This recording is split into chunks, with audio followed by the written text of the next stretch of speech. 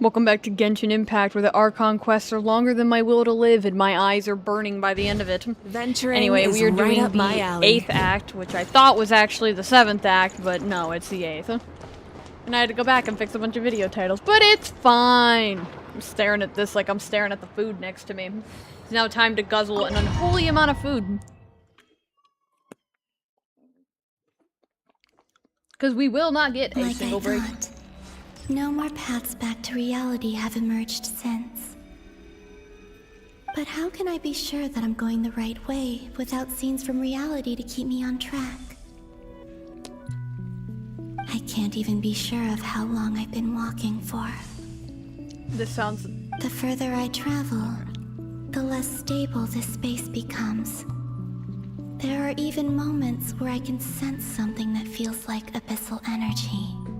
They can just materialize out of thin air. I have to keep my wits about me.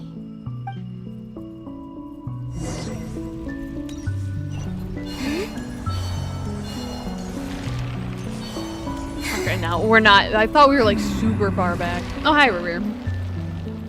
Yeah, having fun? Is that the Ray here of Solnari? Yeah, he's chilling. I can't believe he... Oh, oops. You are the moon goddess. But how? Please, there's no need. I'm not interested in fighting anymore. I find that a little difficult to believe.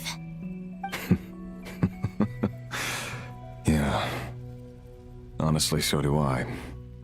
The way you used my own power against me was... It was a brilliant strategy.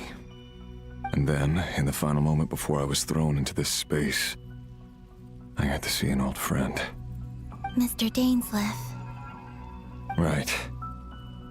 It was so long ago now. But we were friends once. And when I first got here, I was filled with hatred, remorse, and rage.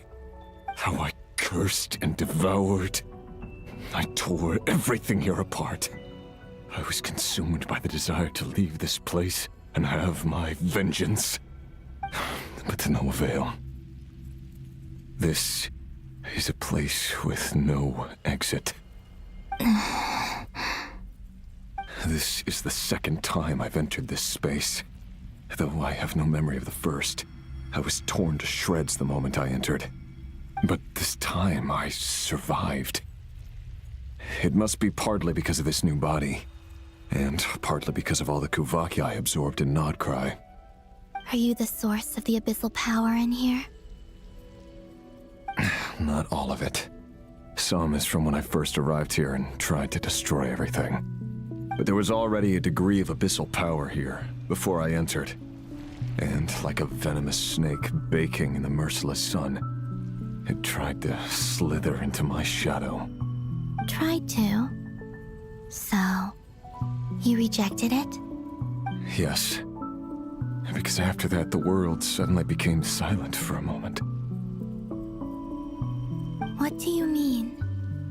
The voices in my head, they were gone. And then I saw her. Her? The Lindis.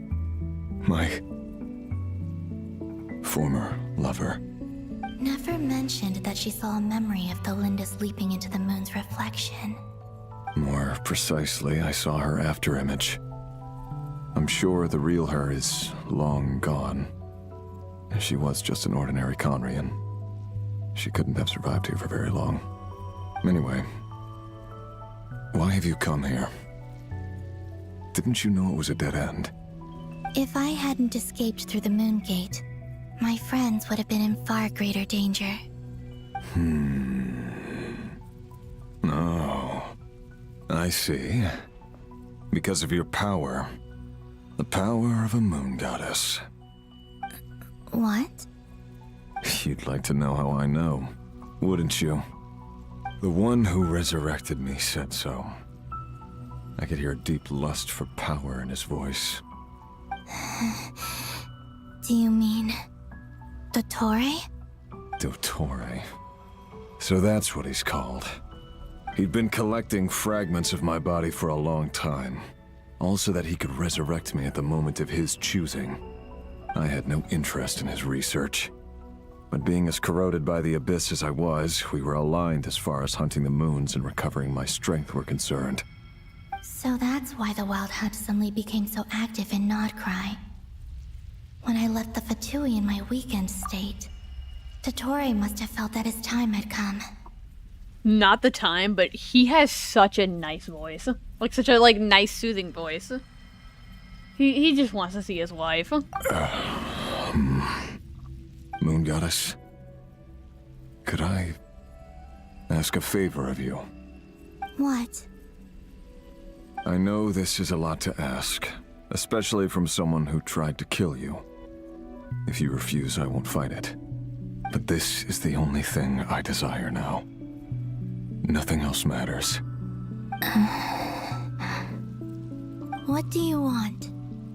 I'd like you to take a message to Thalindis for me. Thalindis? But...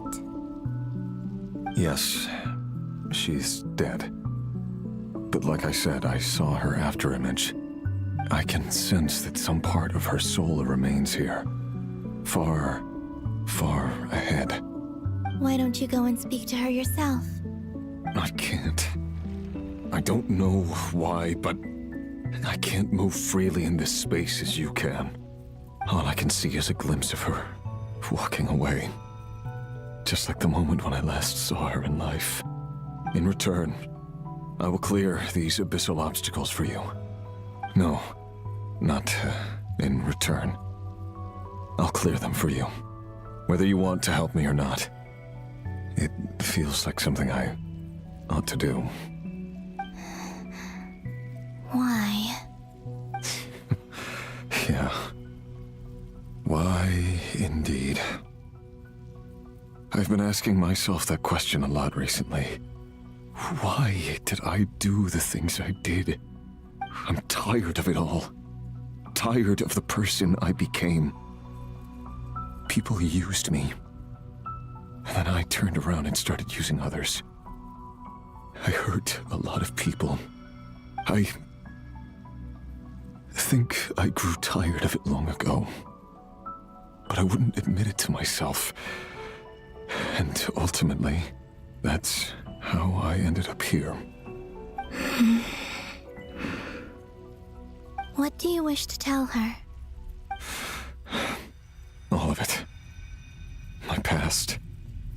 My mistakes. Everything that happened after we were separated. Is it okay if I give her the abridged version? Yeah, I'm sure there's plenty you can skip over. Just tell her the important parts. Whatever you think that means. Like the part where you relentlessly tried to kill us? It's up to you. Love demands honesty. But my relationship with Thalindis was built on lies. We hid too much from each other. But after living my whole life in the shadows, I don't want to hide anything anymore. I will do my best.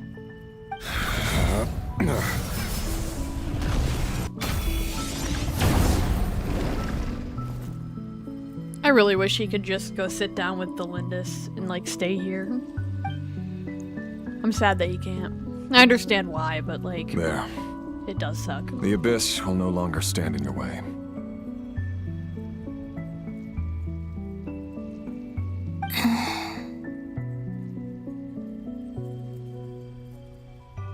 Even though Mr. Dainsliff felt he had to fight you, I think he still regarded you as a friend.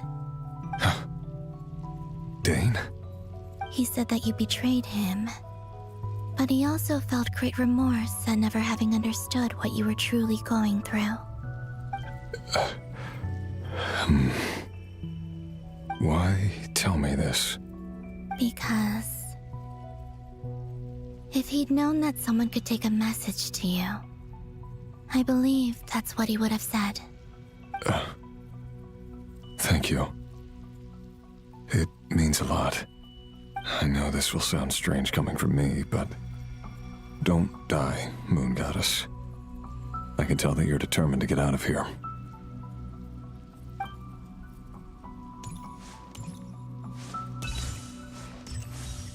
Stay gold, pony boy. Generational trauma.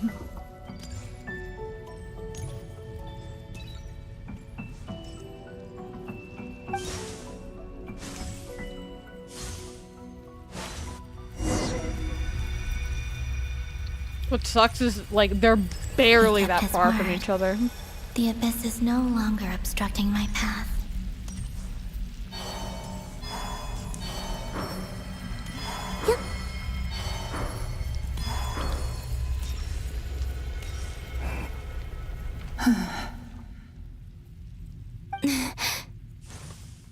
Is that the Lindis?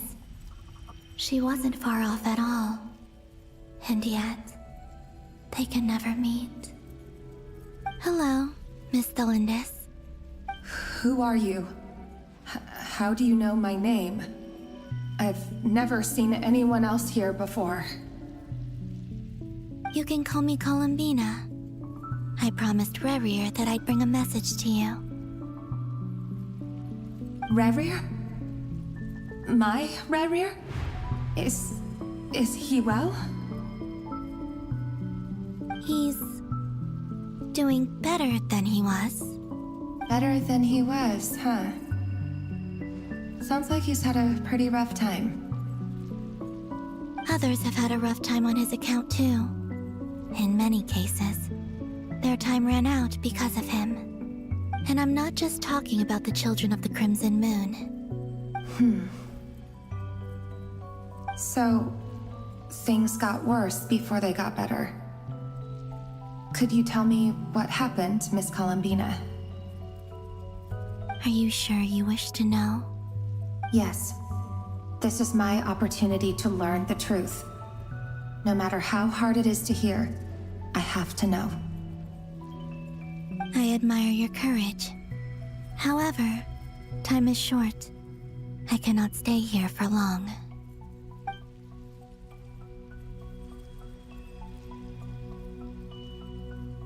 Rerir had seeds of hatred in his heart, and many people nursed them for their own ends.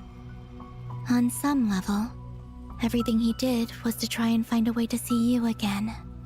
But in the end, he came to regret his mistakes. He wanted to apologize for hiding his past from you.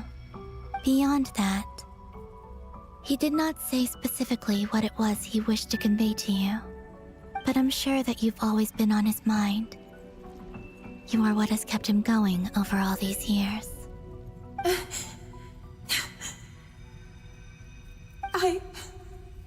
I'm sorry, Miss Columbina. This is so upsetting. I'm not sure how to put my feelings into words. It's all right. I understand. Well, that's everything from me. So, I guess I'll be... Wait. One moment. Time flows backwards here. The road ahead only leads further and further into the past. I know. I intend to reach the end of that road. Without a moon marrow, without the 3 moons' power, you won't make it far. Wait, unless... Are you one of the moon goddesses? You could say that. I see. I often think to myself, if life is like a train ride, why haven't I reached the terminus? Where am I even going? And it's not just me, it's this whole place. Wherever it is, it seems like it's existed forever. It's such a mystery. Where is it going? I must seem so ridiculous. I can't answer these basic questions, and yet I jumped right in here without hesitating. only to be torn apart the moment I entered by powerful energy currents. Only my soul remains now. Thinking back, I was suddenly overcome with fear and terror in that moment. Perhaps I too became bewitched by the abyss. I may have been the leverage it needed to control Rayrir. I used to be a researcher at the Universitas Magistrorum in Conria, researching the iridescent moon's marrow. Eventually, I came to the conclusion that time in here flows in reverse. Rayrir was one of the Venster King's retainers. With me, he was in an impossible position. It plagued him constantly. I wanted to help him escape his lot in life. I wanted him to be happy, so I thought I'd use this place to return to the past.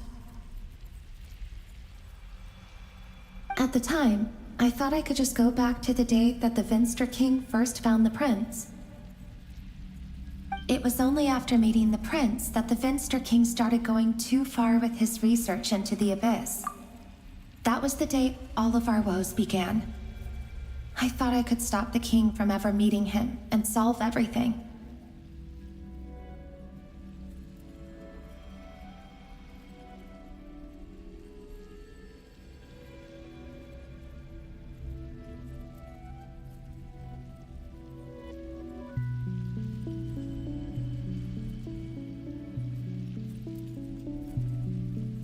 I couldn't kill the Venster King himself, so I had to find another way to save Rayrir. That's why I wanted to go back, to kill the person who had brought new possibilities to our realm. Sorry, I was muted. I was saying that I had actually seen this cutscene before in which I thought that the person, their thing said the princess, and I was wondering if it was the, if it was our twin that did it. And then now that mine says the prince, I know that, yeah, it was. Dang it, our siblings really fucking everything up. I'm sure it was a futile endeavor, but the abyss probably enhances the basest human desires. So I naively hoped I could change everything. But I was simply too weak. Like a speck of dust against the whole universe. Look at me. I didn't even survive the journey here. Not physically, at least. I know I'm never getting out of here, but you're different. You can make it, and I want to help you. I owe you that much. How do you plan to help me? Have you noticed the golden energy that exists here?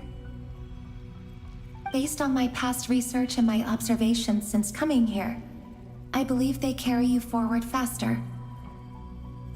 I can share what I've learned and help you understand the pattern in which this energy appears.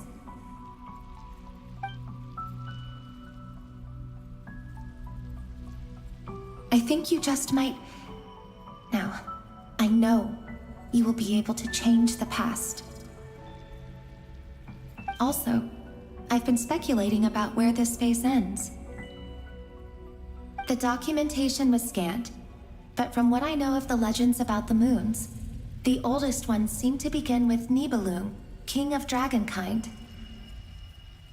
I have no way of verifying any of it by this point, but if it's true, you might be able to reach that era if you keep walking.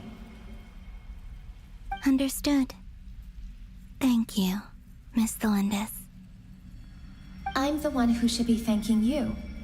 If you hadn't entered this realm of everlasting death, what use would my deductions be?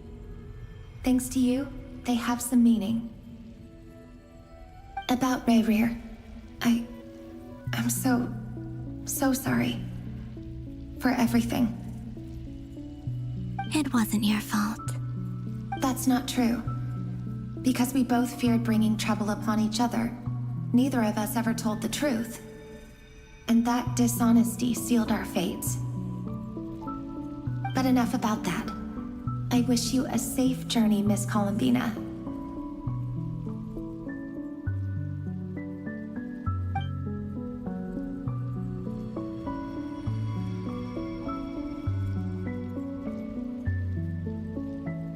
And may May the outside world never have to experience pain like this again.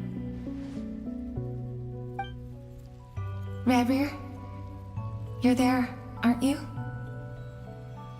I cannot see you, because you exist in the future.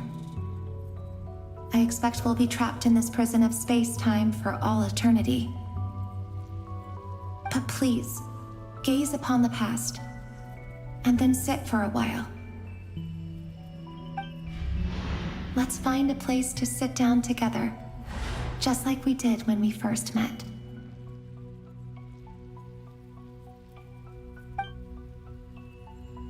I really hope he can hear her.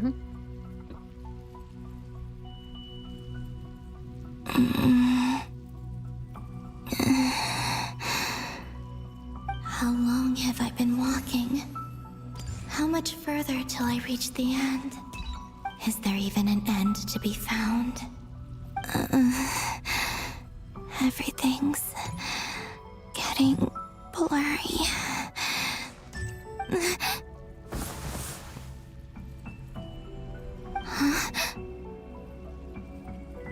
Are you all right, little sister? Have you come from the distant future?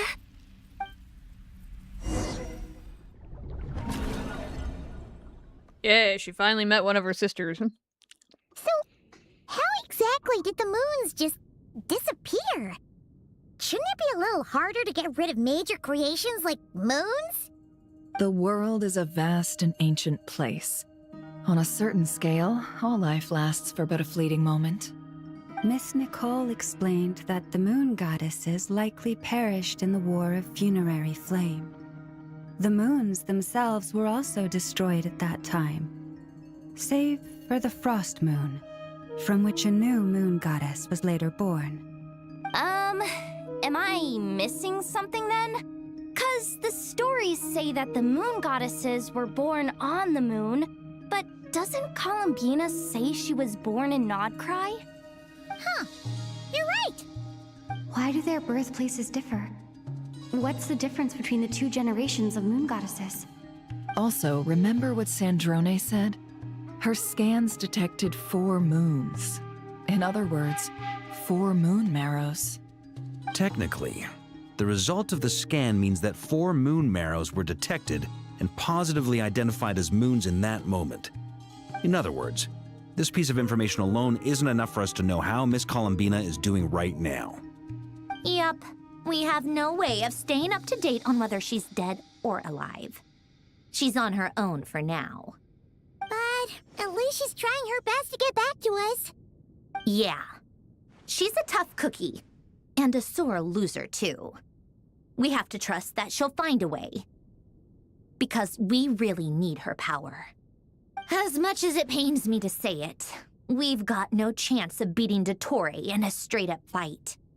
He's much too powerful. It wouldn't even be close.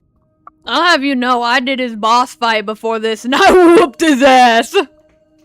Dude, he didn't even kill me once, I whooped him. That maniac is going to devour everything in his path until he reaches us. We need to find someone or something that can stop him before he does anything worse. I'll be frank. Our only hope of defeating this false god is with a real moon goddess on our side. I'm not just saying this because Columbina's a friend and I want her back safe and sound. It's just the truth. And I know that even she was no match for him when he attacked, but I don't have a better solution. We're not giving up on saving her, whether she can defeat Dottore or not. Right. Don't worry, Miss Sandrone. We're all aligned on saving Columbina. No one's trying to argue that we can only justify saving our friend because it will help save the world. This is about multitasking. We want to save both. So, she's more than just a moon goddess to you guys? Absolutely. Duh! She's part of the gang! And you are too, you know. Yes, I know. You don't need to labor the point. I knew that the moment I came running over with my documents that I was part of the in-group. I mean, If Arlecchino can fit in, I certainly can. The fuck does that Anyway, mean? As for Honestly, how fair. we get Columbina back, I've been working on it constantly. But I think I'm still lacking certain information about the moon. I'd probably get there if I could continue my calculations, but the problem is, I've run out of computing power. Computing power? You mean you need more energy? No, the issue isn't energy, it's processing power. There's so much data to get through that the whole process has just ground to a halt.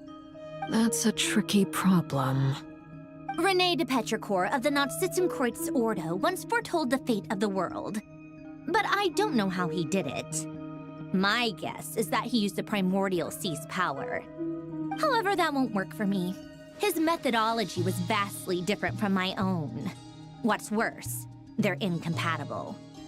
And to top it all off, we can't even leave Nod-Krai. Ugh, this is so annoying. If I'd known we'd run into a bottleneck like this. Well, no, the design bureau's a bust as well. Curse that Dottore! Couldn't have made this harder for me if he tried. Oh, what do we do then? How about we grab a bite to eat and take a break? Polonia. Maybe something will come to mind after you've cleared your head. You don't get it, do you? I'm trying to calculate the fate of an entire world here. And I need accurate results, not big prophecies. Where the heck am I gonna find the computing power for that? Ahem. Anyway, time to shelve the discussion on technical difficulties. Being a killjoy isn't very ladylike after all. Either way, we've done what we can. Rest well, everyone. Remember to let us know if anything new comes up. Hawkeye? Is he hinting that we should talk outside? That's what his mini seizure was? Let's go somewhere a little more private.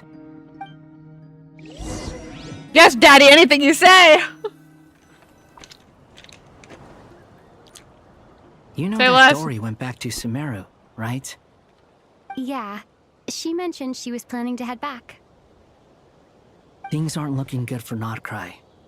She's gone to spread the word so that Sumeru has a chance to prepare for the worst. From what I know of Dottore, there are two possible reasons why he hasn't made a move yet. One is that he's still working through some kinks in his new powers. The other is, he wants to see how we're going to react. He'll easily devour everything eventually, so I guess he's in no rush to make it happen. The first false god he made was me. Now it's his turn. Even though my records were erased from Irminsul, Dottore's ideas haven't changed one bit. He once told me that becoming a god was like turning yourself into a hungry wolf or giant serpent to devour the moon. Clearly, he began studying the moon goddess's powers long before he even tried making a god. He's always wanted to get his greedy hands on divine authority one way or another. And in the end, he devoured the moon where I failed.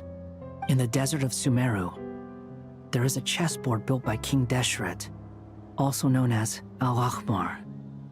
I don't know if it was a real game, or if he was just trying to challenge his servants and citizens in some way. But creating games and setting rules, gods do that as a matter of course. That's the kind of power Dottore craves. Now he has the Trilunar Authority. His power is leagues beyond the common people. I don't think there's any point in other nations rushing to the front line, from descending into chaos as quickly as Nod-Krai has. So on the bright side, even if Nod-Krai is doomed, your friends in other nations won't be in any immediate peril. That's good to know. But I'm not ready to give up on Nod-Krai yet. There's a word for people who refuse to let anything go. It's called being greedy.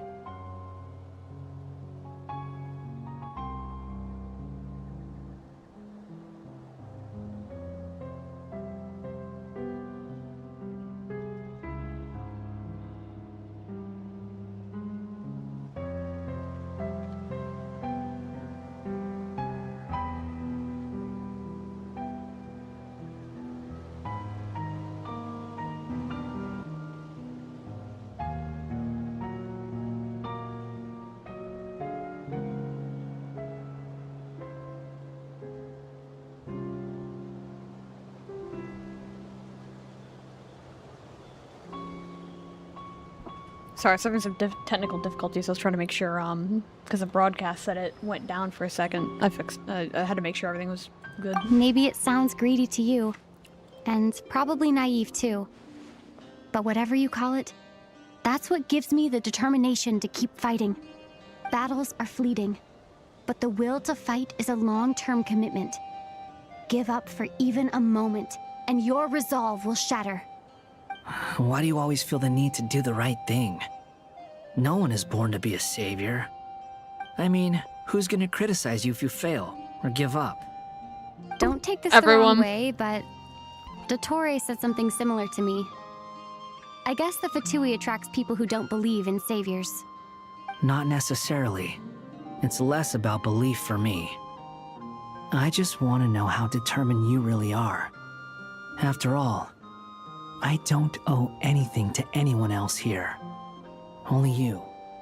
You look kinda worried. If your arch-nemesis was about to achieve their ultimate goal, I think you might feel a little worried too. That's true. Dottore is about to become an omniscient, omnipotent deity. That's gotta be a bitter pill to swallow. Still, you're calmer than I expected. Obviously. I have to admit that my past self was a reckless fool who misunderstood not only the point of revenge, but how to achieve it. And as much as I want my vengeance, I know I'm not gonna get it by acting alone. If the world's taught me anything, it's to think before I act. Too bad it never taught me any other virtues, though. So, I am going to destroy Dottore, no matter what it takes. So, what's your plan? I'll get to that. First, tell me, what do you think of Sandrone? Just like Paimon said, she's a friend, part of the gang. How much do you trust her? This is a serious question. Think carefully before you answer. Although she's with the Fatui, she has her own values, and she's helped us a lot. If nothing else, she's clearly going the extra mile for Columbina. I see no reason not to trust her. If you say so. In that case, the three of us need to talk. I have some thoughts about her computing problem. It can be solved, but it will come with a cost. How much? If I can afford it, I'll cover it. Sometimes not more, your dumbass. heroism really backs me into a corner. You know that? Or maybe Come not on. more, a dumbass. Let's go talk to her.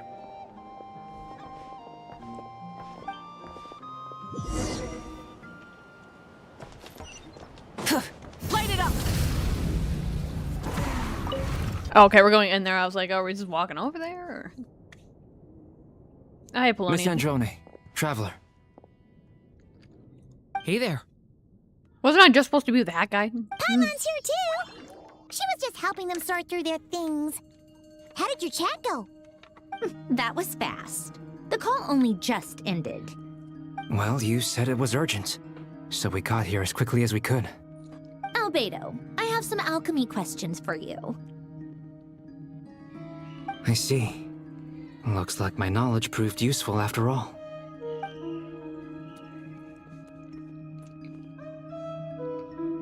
If I might ask, what is the end goal for the modified formula you'll be using? I needed to predict the future of the entire world. But I've run into some teething issues since trying to implement Renee's theory of the 4 Orthants. I see. I'll have a look at it. Still, computing power is the real issue here. How do you plan to solve it? About that, it's been sorted. Oh, with the Traveler's help? Actually, you're not wrong. She found the person with the solution. Was it Hat Guy? Yeah, it was him. Wow! Go Hat Guy! Seems like all that time studying at the Academia is paying off big time. But where is he? Wasn't he the one who asked Albedo and I to come here? Why do we not get to know? Come with me. Oh, no. Is he turning into like a windmill or something? Is he dead? Oh, he's floating. Hat guy? What's happened to him? Hat guy, can you hear us? Shut up, he's concentrating. No response. I guess he's in hibernation. Hat guy mentioned that he was a puppet. It seems that his functions are currently shut down. I presume this has something to do with the solution to your computing problem. That's right. He and the Traveler came to see me. Wait, So we do get to what? learn. You have a solution? Would you calm down? Why do you always react so hysterically to everything? Bro's rage baiting. Excuse me? How would you know? You shouldn't be so quick to judge complete strangers. It's very bad manners. Didn't you just do... Oh, please. It doesn't take that long to figure out that you have a temper. Where does a mere student get that kind of confidence? But her own. Okay, fine. I'll hear you out. So, tell me, how do you propose to solve my computing power problem? This world itself is constantly processing all kinds of information. If it's the world's future you're trying to calculate, you need a processing device that's designed to cope with that volume. Easier said than done. Only Irminsul can handle that kind of... Wait, is that what you're suggesting? But surely we can't just plug my formula directly into the ley lines. You should be able to tell that I'm not human, right? Yeah, I noticed. The technology, though, seems pretty ancient. Very different from Fontaine's. It's a completely different system. Conrian, to be precise. I'm what they would have called a puppet. Puppets need an energy source and processing power. The artisans who built them sought out the materials most suited for that purpose. You? Do you mean... The Traveler and I have talked it over. She's willing to vouch for you. So, I'll allow you to borrow my core for your calculations. It was built using wood from a silver-white tree, which makes it a small part of Irminsul. Conrian technology and Irminsul wood. Who in the world could have built you? Are you sure about this? A puppet without its core will cease functioning completely. And if it's left in that state for too long, it might not recover. You could die if you do this. You do realize that, don't you? He's goated. He'll tank it. He'll be fine. I Maybe. can put 2 and 2 together. Yes. No need to rub it in. I won't lie to you. This has never been done before. I cannot guarantee your safety. Doesn't matter. I'm prepared for the worst. Did you two actually talk this through? Is he... Are we really considering this? The fuck are our options? Yes, we discussed it. The bottom line is, he trusts me and I trust you. I'm fucking him later tonight. I'm cracking him if we win. Let's give it a shot, shall we? Honestly, I have no clue where this kid even came from. But for whatever reason, he lent me his core to use in my formula. I'm very close to finishing my calculations now, and the core is currently in use. So I'm sorry, but I can only show you a sketch right now. This is what the core looks like. A silver-white branch. It certainly matches the legends told about Irminsul. Is Hat Guy gonna be okay? He's not gonna die, He better. right? Right? In theory, he should be fine. As long as we put his core back in time. Beyond that, all I can say is that I'll try my best to avoid risk and make sure the core doesn't sustain any damage. I think I know why you called us here now. Someone needs to watch over his body and make sure it's protected until the process completes. Correct. He said that the only ones he trusts here are you two, and the Traveler. And the Traveler will have other work to do. He will have our undivided attention. Aw, head guy. I know On Durin a will more lock in. positive note, things are progressing steadily on my end. I'll call everyone in for a meeting once the results are out.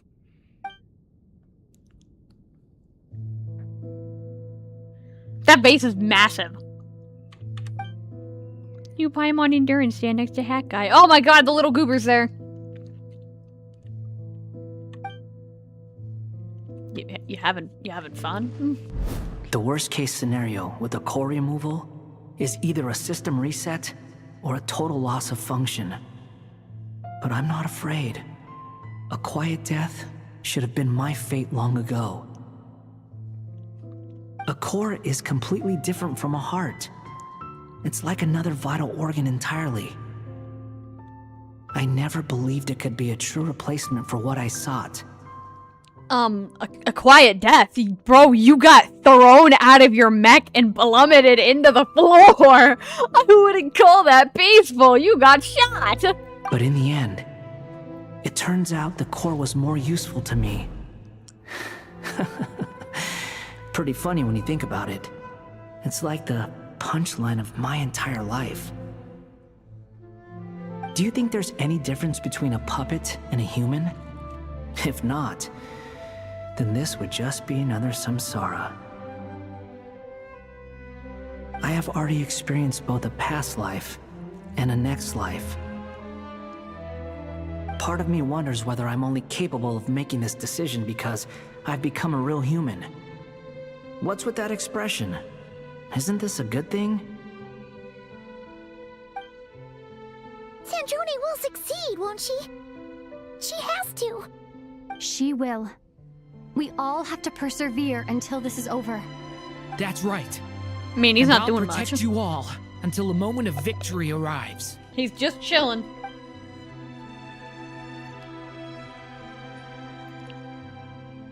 Where's the goober? I wanted a photo of the goober. Man.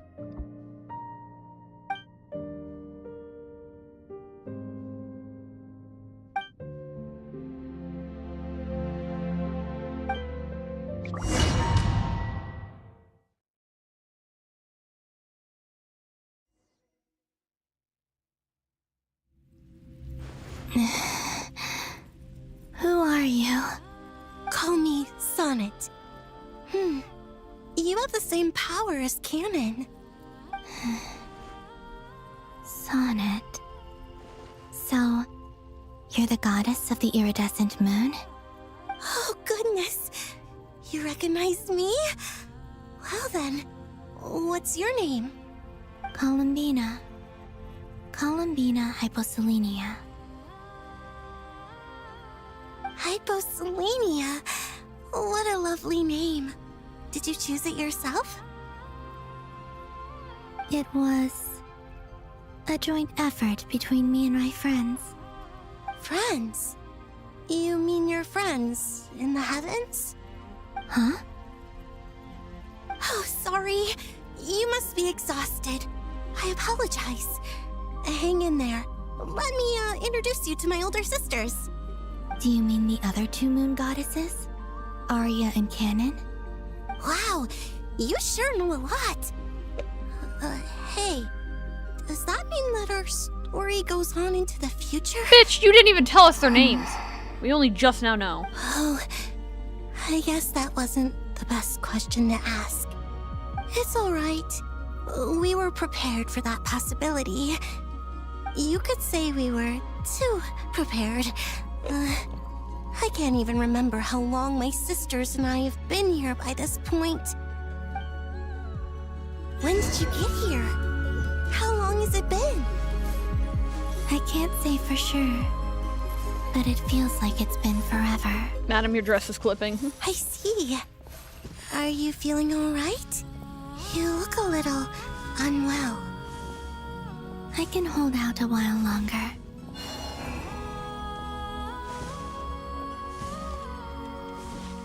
We don't have far to go.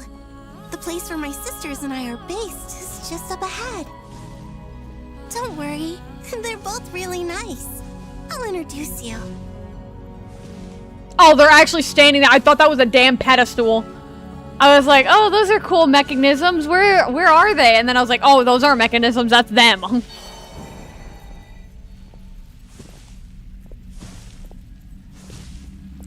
I thought that was a mechanism from afar.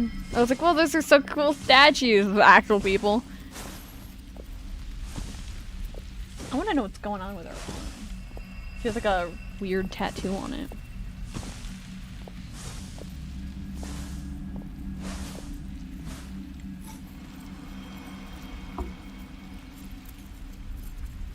Sisters! I'm back! And look who I've brought with me.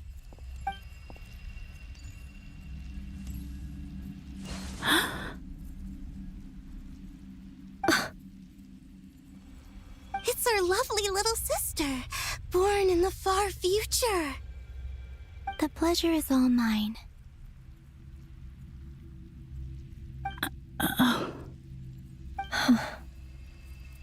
Allow me to introduce you to Columbina Hyposelenia.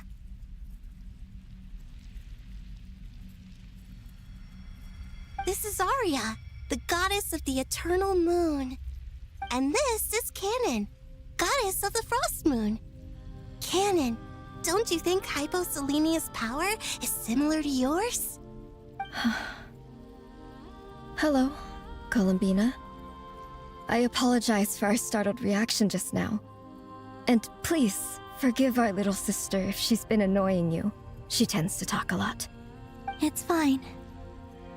You seem shy. Don't worry, Columbina Hyposelenia. No one can hurt you here. Could you tell me where here is? Please. I must know.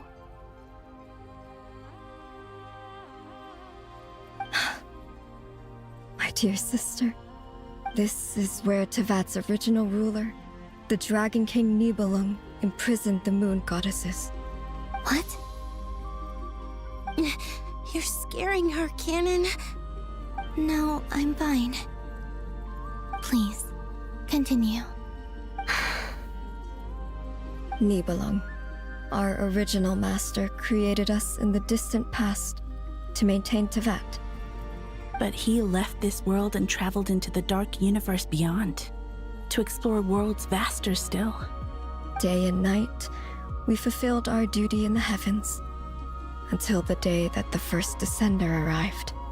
The great ruler of the firmament. The heavenly principles. Is that what later generations call them? I see. But we did not reject them at first, nor did they seem to harbor ill intent towards this world. We coexisted in peace. They were like a guest in our home. Slowly, however, we came to realize that our guest had a growing desire to change and dominate the world. And you didn't stop it? No. There was an order to the rules they set up that Nibelung never taught us. We wanted to know if this order would bode good or ill for Tevat.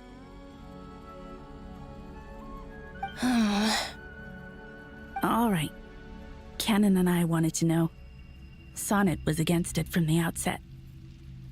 Later, we discovered that this great ruler of the firmament bore an almost paranoid hostility toward the desire of certain life forms to seek power. Or perhaps they feared them. They would even cast down celestial nails as manifestations of their power, to punish the civilizations of the world below. Only this was far beyond mere punishment. Right. Their rules brought order, but the price people paid for merely testing the limits of those rules was far too great. I did everything in my power to help the punished escape catastrophe, but still, too many lives were lost. The ancestors of the Frost Moon Scions were some of the ones you helped.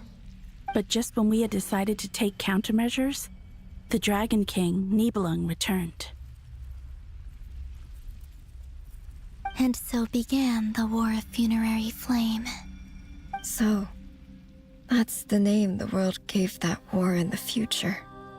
Well, who won in the end? As far as I know, the Heavenly Principles won, although it came at a great cost. They remained in Teyvat, where they continue to rule to this day.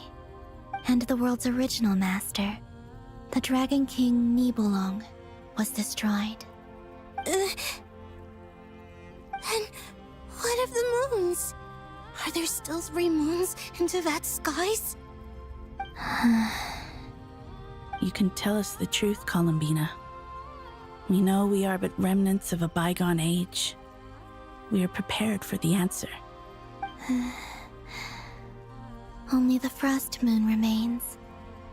But it has been cast beyond the false firmament by the Heavenly Principles. The eternal and iridescent moons were both shattered during the war. So death finally came for us in the end. Sonnet. But you're still here, aren't you? A moon goddess cannot live without her moon, Columbina. She's right. That's why I began to disappear. Because the Frost Moon is cut off by the false sky. How much worse it would have been if it were outright destroyed. I don't think you would have been born. Our souls may endure within this lunar palace, but if our moons are destroyed, then we shall disappear the moment we depart from it. I'm sorry. There's no need to apologize to us, dear sister. If anything, we owe the world an apology. If only we'd decided to act sooner, rather than arguing amongst ourselves. all the more reason not to spend this time in regret and repentance. Instead, we should focus our efforts on how we might help our future sister. Sorry? Don't you see, Columbina, your story is not yet over. Is that not why you are here?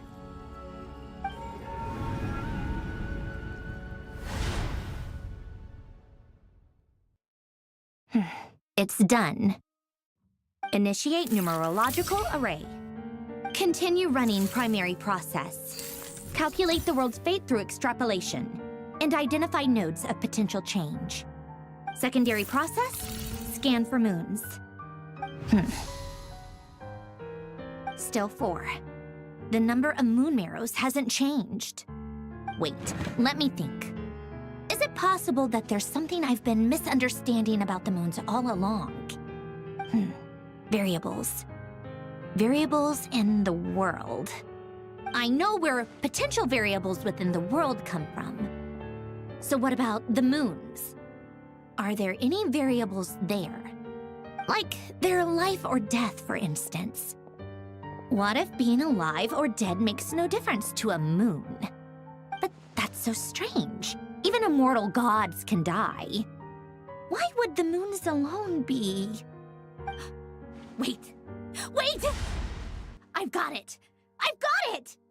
If alive or dead is considered of my search results. Me looking for stuff online. Why? It says 3 moons still exist in Teyvat, even after excluding the moon marrows. But we know for a fact that 2 of them are dead. Redo the scan. Narrow the results to living moons and real moons. No, scrap that. Narrow it down to moons that have lunar authority and remain alive. Why? Why is it still 3? What is this, Columbina? Has the world lied to us? Or are you the one pulling the wool over our eyes?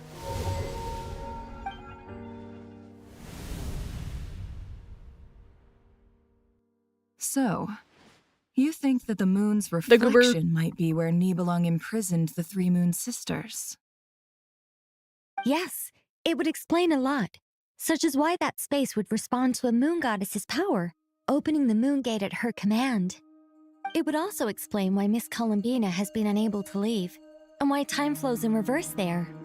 In the messages she sent, Columbina promised us she'd find a way to return. But we have no way of knowing how, when, or where this might happen. The fact that she still has yet to reappear in this world indicates that returning from that place is no easy feat. We cannot afford to simply wait for her. So you're saying, if she could return by her own power alone, she would have done so long ago? Yes, she certainly wouldn't leave it to this late stage when it's so touch and go. I've been giving this some thought, and I've come to believe that Luanatar might be an anchor that she left behind, as a sort of future waypoint. This could also explain why Luanatar is always by the traveler's side. Sounds like a plausible theory. If that's the case, there must be some criteria we need to fulfill to allow Columbina to return to the present. The question is, what could they be?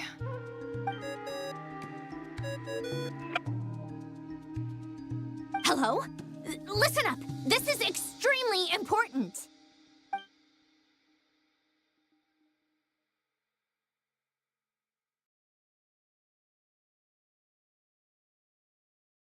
Everyone remember what joy feels like. Alive, but she may well exist in a form unimaginable to us. Everyone experiences what it feels like for joy. Also, Flins, what the fuck are you setting like that? I'm still unclear on the details, but she's done something truly inconceivable in the past. And the clue to what she's done lies in the moon and Tevat's sky. Truly amazing. Oh, I'm so delighted for her. I'm sure we all feel the same. And I'm sure Columbina is ready to get back here and fight by our side. I'll keep my calculations going and try to find some way of coordinating with her. But that's not an excuse for everyone else to slack off, okay? All of you had better keep trying to think of solutions. How can the dead moon still live? And Luanatar?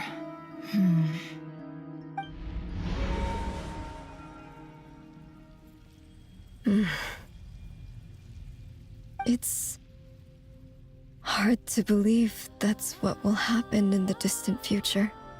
Our authority is linked to the most fundamental rules of Tevat. I suppose it's no wonder that many would covet that power. I didn't realize that when you said friends, you meant people who live down in Tevat. That's so lovely. I always wanted to go down there and have some fun. Have you ever tried leaving this prison? Of course. Between us, we've tried everything.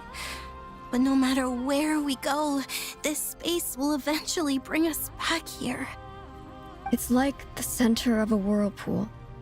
Everything ultimately converges here, at the moment when Nibelung imprisoned us. In that case, have you tried using any of those pathways that connect this space to the real world? Sorry? What are those? They're passages through which you can make small-scale changes to reality by using Kuvaki. Or am I the only one who can use those passages? Because part of my soul remains in reality. Kuvaki. What is that? You don't know? It's a unique kind of elemental energy found only in Nod-Krai, the land from which the moons arose. Oh. Well, it's true that the moons first rose up from the part of Tevat you say is called Nod-Krai. But there is no difference in the elemental energy between there and anywhere else. What? Could you show us some of this Kuvaki? Hyposelenia? Maybe if we see it, it'll make more sense. Okay.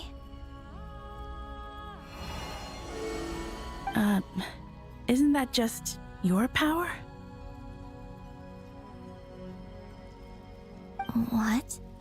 But it's everywhere in Nod-Krai. In the air, in the land.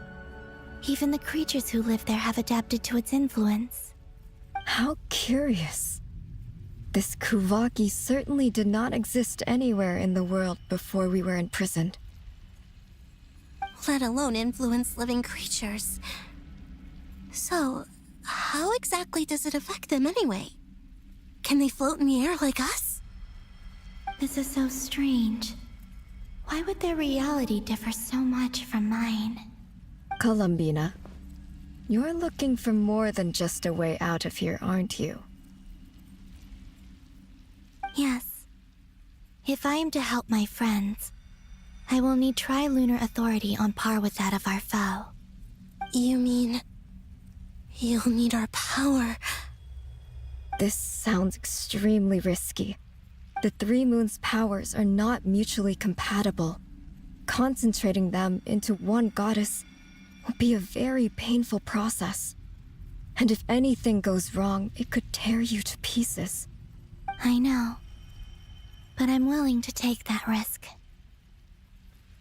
Even so, let's say we successfully transfer our authority to you. How will you take it outside this prison? Niblin constructed this realm specifically to prevent us from using our powers to interfere in his war. No moon goddess can leave this place alive. What if I don't leave alive?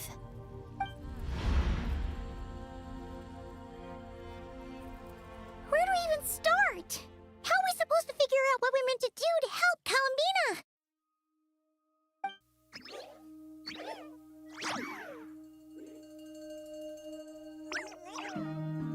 The goober! Columbina, what do you need from us? The goober! If she really got to the beginning of time in there, how do you think she'd leave us a message? I literally am thinking, what if you just go back the other way? You don't think she'd write it down on a stone tablet somewhere in the hopes that we'd find it, do you? Seems unlikely. Columbina may not talk a lot, but she thinks deeply about issues like this. Let's review what we know. This is the Columbina who fought alongside us against the Rahir of Solnari, and with whom we celebrated Moon Prayer Night. She knows our personalities, our ways of doing things, even our unique strengths and abilities. So, if she wanted to tell us something from a long, long time ago, what would she do? Oh.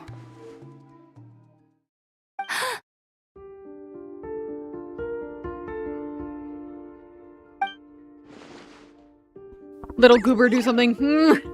Help us, goober. Traveler, you once said that those golden ripples also appeared when Luanatar was born. What if Columbina left Luanatar here, not just as an anchor to the real world, but for some other purpose? If she is part of Columbina, and Columbina knows that I can see past events through her... I don't think Columbina knows. Like when you peeked into Rarer's past through his heart. Never, wait. If you're right about this, and you can really see past events through Luanatar, your eyes, they'll... Oh, I know. Looking at Rarir's past in Conria was already enough of a strain on my eyes. Looking this far back into the past, it'll surely blind me. But it's our only chance. This is the only way. Unless Columbina can lock the fuck in. We spoke about this once, a long time ago. Do you remember what I said, Yehoda? The day I lose my sight, the Curatorium of Secrets will be yours to run. But... What's wrong? I'd be overjoyed if I were you. This day's come a lot earlier than either of us expected. I need to know you'll honor our agreement, Yehoda. Promise me. Yes, Boss Neff. I promise. Are you sure you don't want some time to think this through? What is there to think through? I should have gone blind after our battle with Rarir. Frankly, it's almost criminal that I got away with it for this long. Then at least let me take some precautions on your behalf. And if you really do lose your sight, I'll visit your office every day and make sure you're well looked after. Oh, please, anything but that. I was actually ready to go through with this. Are you trying to scare me into backing out? Let's go, lesbians. As if I could ever scare you. I'll assume you're just joking to calm your nerves. All right, enough chit-chat. Let's do this. There's so many pictures of cats on the walls. Magoober. No, I don't want to picture the lesbians. I want a picture of the goober.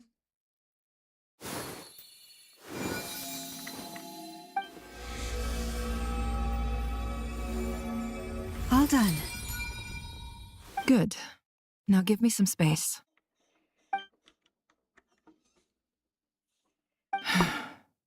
Come on then, little one. Show me what happened in the past.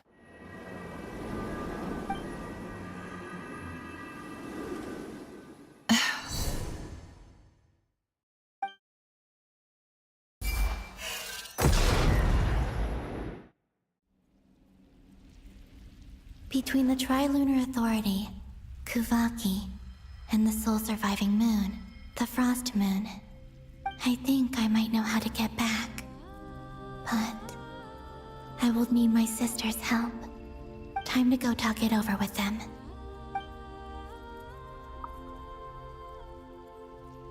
I'm going to Sonnet first. She's chill like that. Oh, Sonnet. Have you decided what to do? I hope it's not too dangerous. You really scared me when you said that thing about not leaving here alive. I got bad news. Come on, let's go find the other two.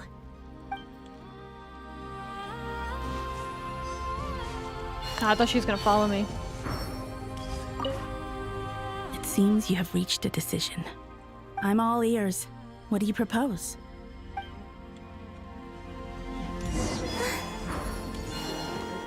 Fuck, I failed.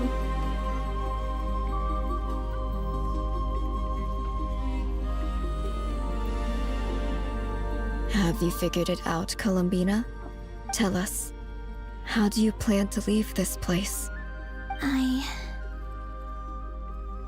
intend to die here, in this moment, and then be reborn in the future with the help of my friends. What? What are you saying? How can the dead be reborn? And how will you inform these future friends of your plans? You can't exactly leave oracles. Nothing can escape this place. Not a single ray of moonlight. And even if you found a way, what if they never find the message you left for them? You'll... No, that won't happen. Come again? They will find my message. I'm sure of it. I'm not following. How exactly will you achieve this? It's quite simple, really. First, I will leave my soul here.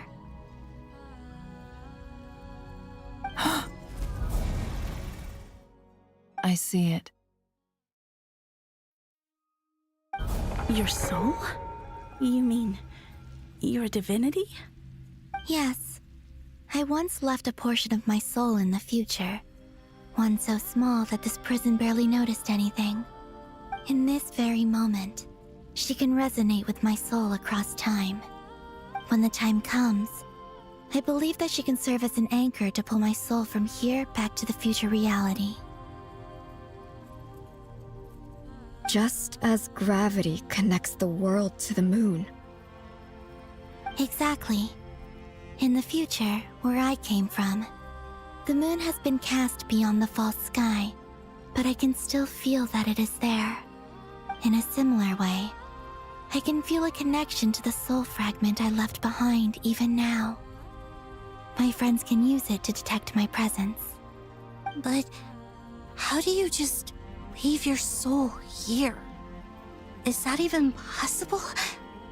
On my way here, I met an ordinary mortal who entered this place long before I did. Her body is long gone, but her soul remains. And before that, I encountered an old enemy whose entire soul survives here intact, while the power that once corrupted his body has faded away. So, perhaps this space is specifically designed to imprison divinity and authority, but not the physical body. Still, even if your body can escape, would it not just be a lifeless husk without the soul inside? Wait, is that what you meant when you said you wouldn't leave alive? Yes. I shall turn my body into moonlight and pour it over Nod-Krai. That power shall protect the land and quietly blend into it, awaiting my soul's return in the future. However, I cannot do this on my strength alone. I would need your help to do this, so I'm humbly asking for your assistance. Oh, dear sister, you need not be so formal. As I said before, we are but remnants of a bygone age. You, on the other hand, were born alone in that distant future, and you have walked a long and lonesome road since then. How could I bear to let your story end here in this dungeon? Don't forget, we are your sisters, your family.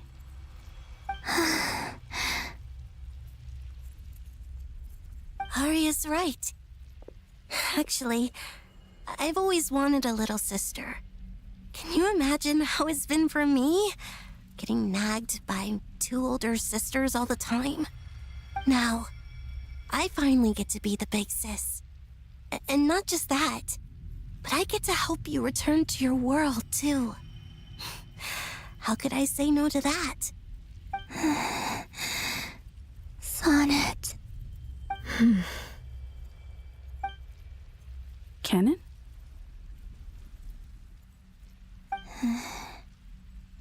I'm sorry.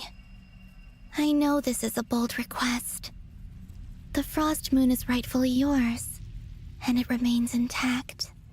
Oh, no, please, don't misunderstand me, Columbina.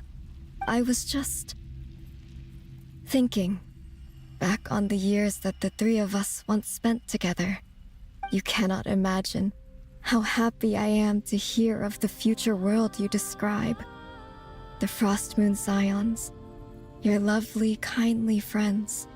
For the 3 of us, whose purpose in life was to maintain the peace in Teyvat. It is a great relief to know that the people of this world live in such an abundant future.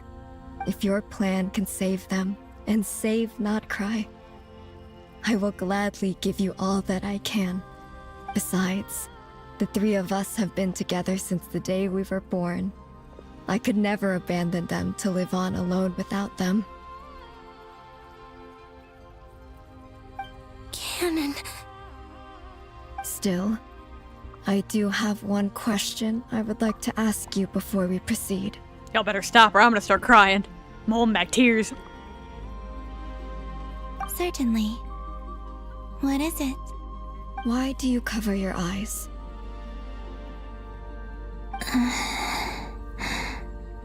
Yeah, I was curious about that too. But it seemed personal, so I didn't want to intrude.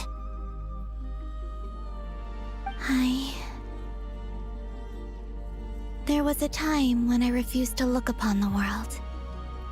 I believed it was full of nothing but lies and falsehoods.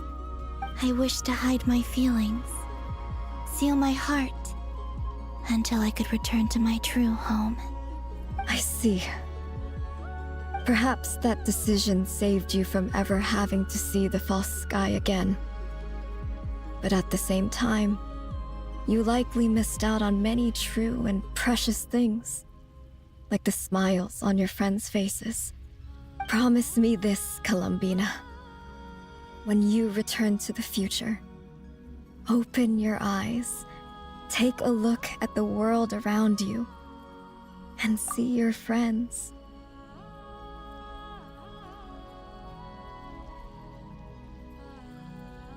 I'm sure that you know this already, given that you long to return, but that is your true home. Give me your hand, Columbina. Arya, Sonnet, you too. Okay. All right.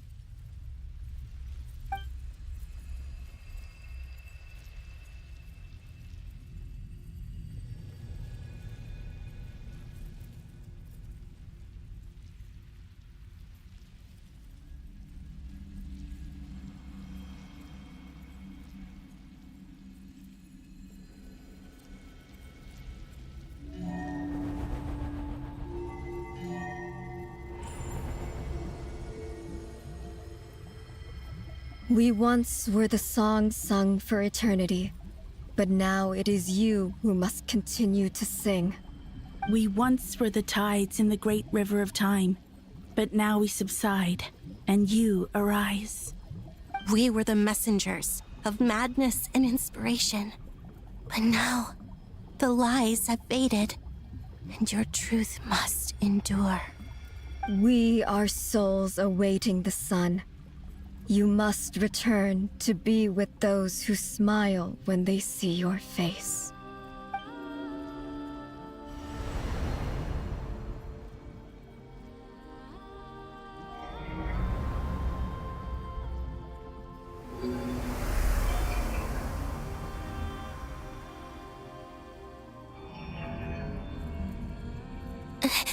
Is it done? Yes. They lost their moon drip. We have transferred the authority over all 3 moons to Columbina Hyposelenia. From this moment on, she is the Tri-Lune Goddess, the one and only moon goddess of this world.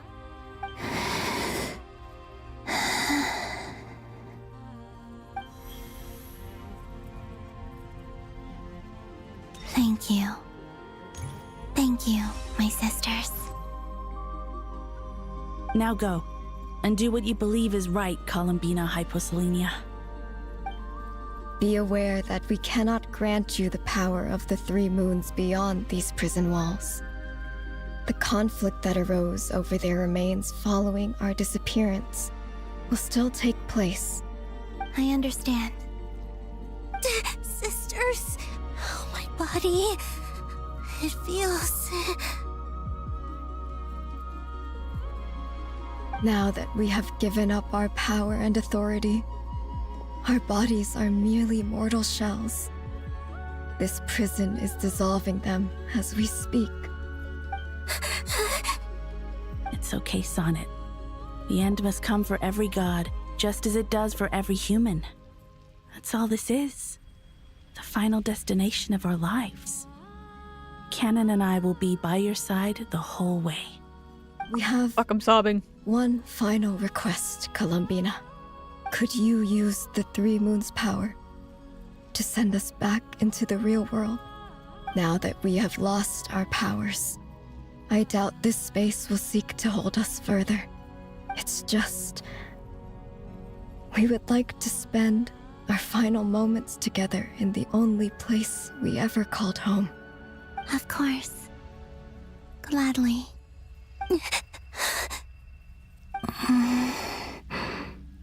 Sonnet. Yes? Don't... I wish I could tell her not to give in to the abyss. Not to be afraid. But is this really what I should say at this moment? Don't forget.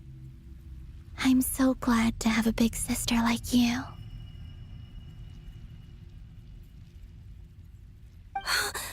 No, Hypo... Thank you. I'm okay. I'm not afraid. As long as my sisters are with me, I won't be afraid.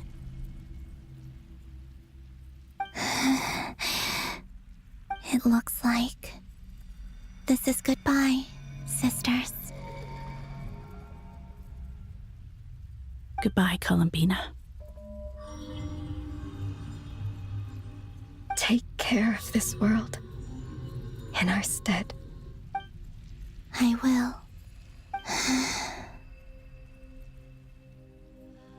And now, it's time for me to bid farewell to my body, too. May it become the moonlight that keeps Nod-Krai company through the long years ahead. So this is why Nod-Krai was not always home to Kuvaki. It only appeared after I poured my body out upon this land, and only this land. Kuvaki responds to me because it is me, my body, answering the call of my soul. And the golden energy I've encountered on my way here was, in fact, that very soul, which I am about to leave here to guide me. O power Trilune, eternal moonlight.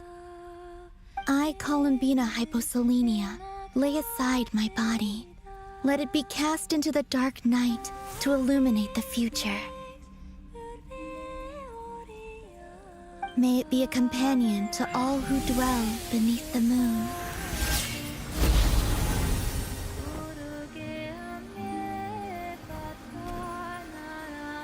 Until the time comes for me to return home.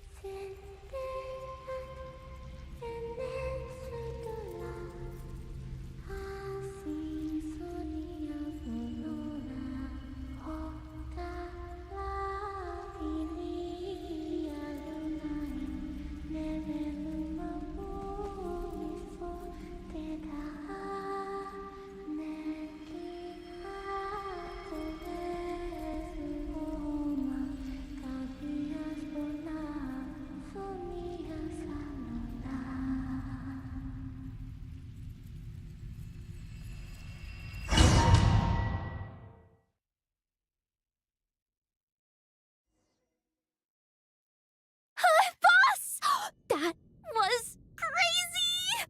Were we even allowed to see that? Is anyone? Can you still see? How many fingers am I holding up? I see 2 fingers, and a look of sheer terror on your face. Truly astounding, Miss Nefer. Your eyes have glimpsed the very ends of the world, and yet they remain as sharp as ever.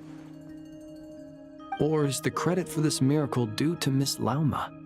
It seems that even time itself is no match for your medical skills. Surely you jest, Mr. Flint. I suspect we have Columbina to thank. She must have realized the immense toll that the ritual would take and purposely set aside some of her power in the past to protect Nefer's eyes when this moment arrived. Flynn's is flirting with fucking everyone this damn quest. Jesus, bro. There is always a great right price to pay for witnessing the truth, but it seems that this time, Columbina has shouldered that burden on our behalf. She chose the perfect method of getting a message to us. Though her eyes were always shut, she was clearly so perceptive. She knows us well. She knew exactly how we would think and what we would try. Despite being separated by time and space, we're seeing the same possibilities and seizing the same opportunities. Okay, can the little goober just like suck up all the Kuvaki like a vacuum? We still don't even know if she's okay right now. But as long as there's a chance we can do something, we'll fight to make it happen. We'll get you back somehow, Columbina.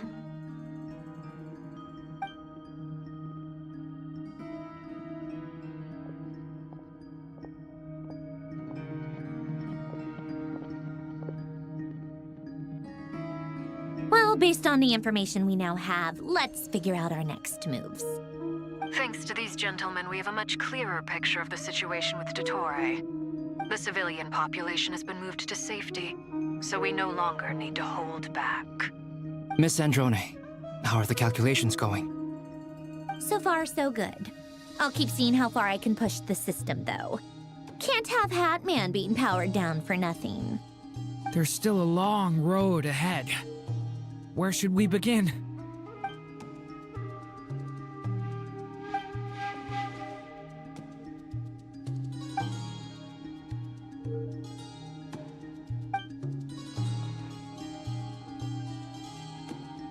Our plan is clear.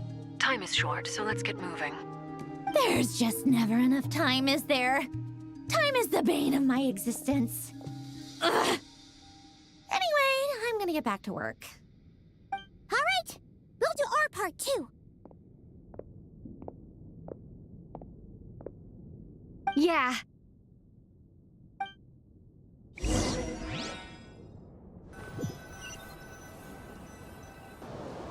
Albedo's theory says that elemental energy can dilute the light realm's power. But I'm no expert in building elemental defenses. Sounds like something out of the advanced elemental theory section of the library. Whew. God. Not this. You seem quite troubled. Well, yeah. I mean, who doesn't get a little flustered when they're completely out of their depth? You were the very picture of confidence back when you approached the Hexen Circle. Yeah, I could have been faking it through that whole meeting for all you know. Who's to say I'm not just a ball of nerves in a charming and gregarious package? Oh gosh, really? I'm so sorry, I had no idea. Well, you're all the braver for it.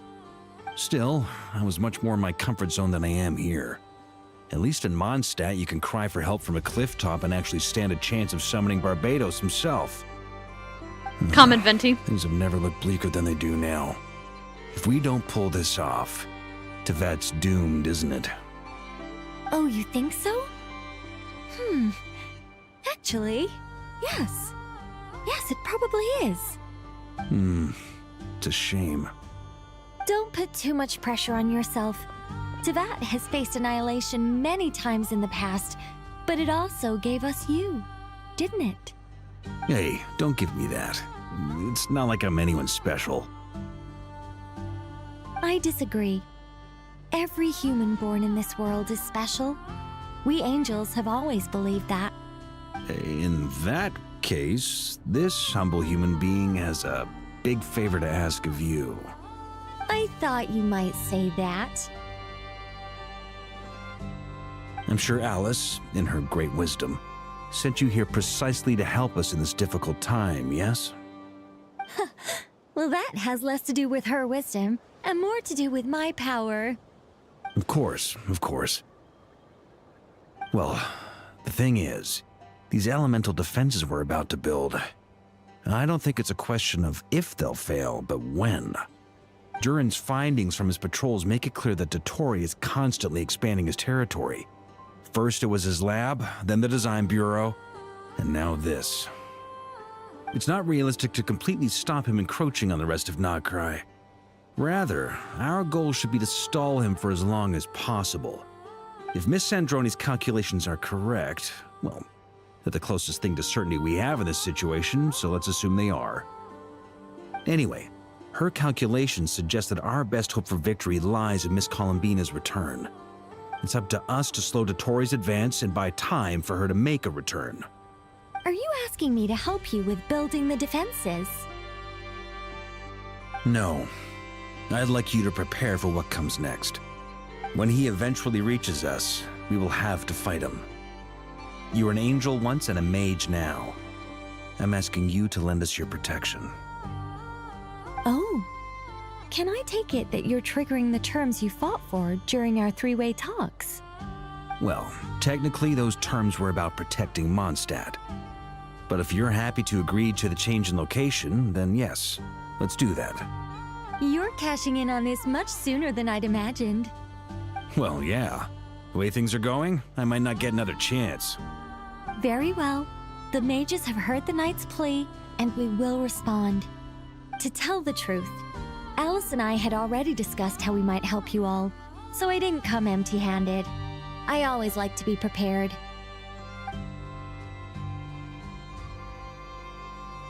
This is... wow. Yeah. This is great. Seriously, thank you. been many long years since I had a chance to dazzle humanity with a little divine intervention. To humbly serve as a reliable and responsible guide. Anyway, Knight of Boreas, please accept this gift in recognition of your great virtue. Go now. May the angel's blessing deliver you safely to your destination.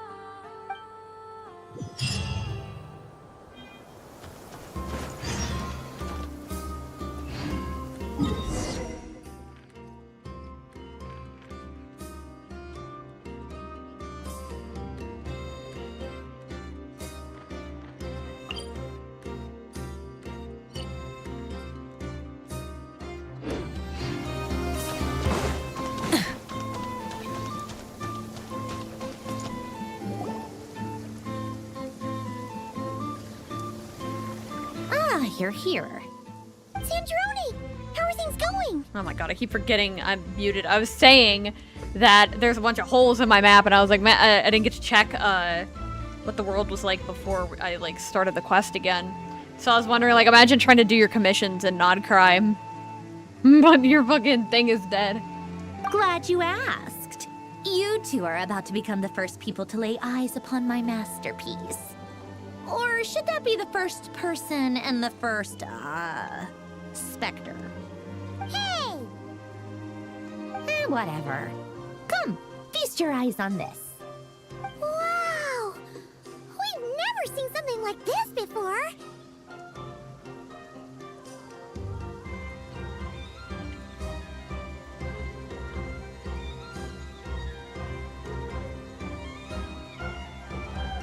This meter displays the progress of my formula. Currently, it's still making the most important connections. Once it's finished running, I'll deliver it right to your side. And then, we can finally bring Columbina back. What do you mean, deliver it? Can't you just tell us over the Dodo communication device? It'll just be some numbers, right? Ugh, you're such a greenhorn. This isn't the kind of formula you solve in math class. It's a highly complex algorithm capable of constructing a framework of rules. Ugh, whatever. We'll be here all day if I start trying to explain it. All you need to know is the formula must be completed before we can bring Columbina back.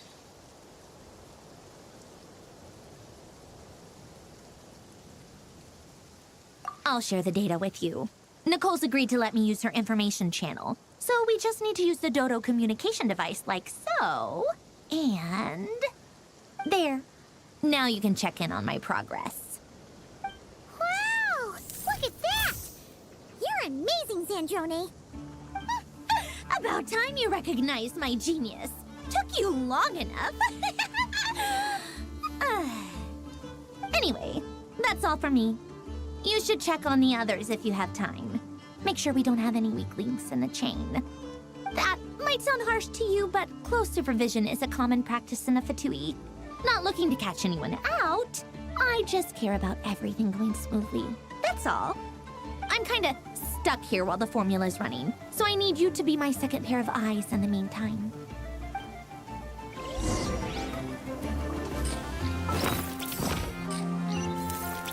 Rise with the sun!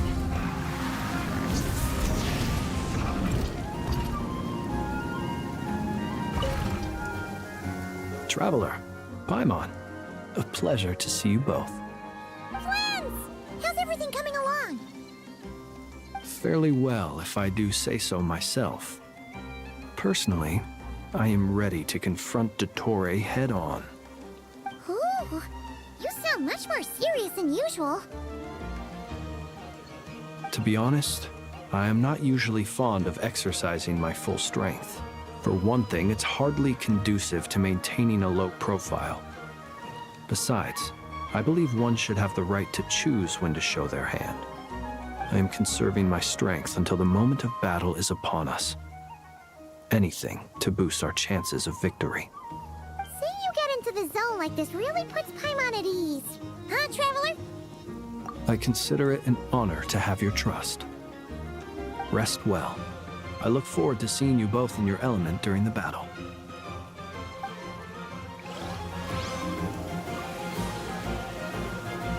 I look forward to seeing you after the battle and in the bedroom, Flint.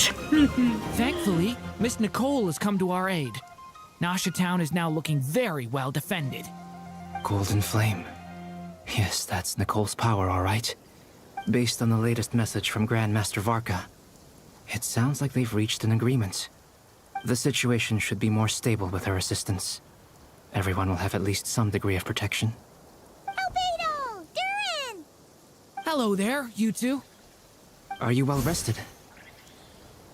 That's good to hear. As per the plan, Albedo and I will be in charge of Nasha Town. As Dottoro's energy field expands, it's creeping ever closer in that direction. But we will do our best to hold our position. We fought side by side many times before, and always with great success. I believe this time will be no different. So don't worry about us. Focus on fighting Dottore.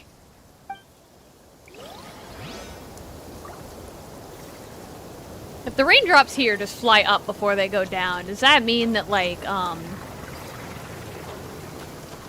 that means it's impossible to get wet?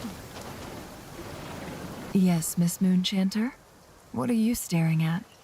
You always address me in the strangest ways. Lady Moonchanter 1 minute, Miss Moonchanter the next. Yes, and? Are either of those incorrect? Not as such.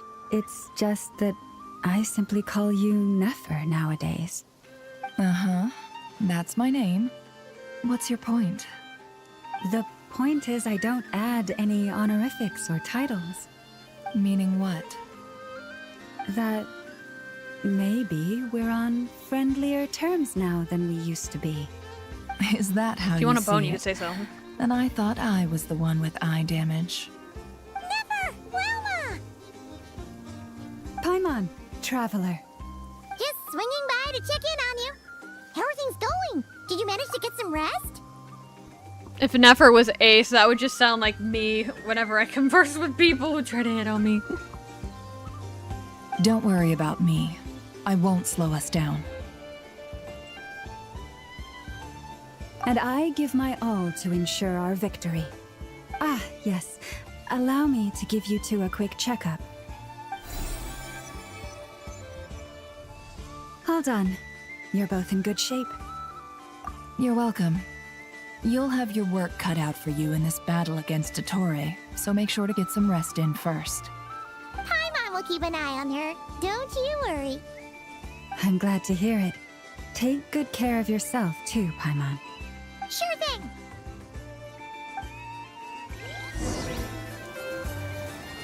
That better be everyone. I want some lore progression.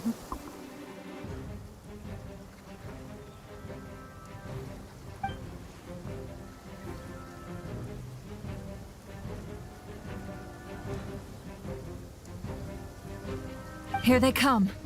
That's quite a horde. As we expected. Get ready, everyone. Take your positions and prepare to engage. Let's begin. I'm at the ready. He sounded completely different. Why did Flynn sound like a completely different person? That ain't Flynn's. Camera angle hurts my eyes.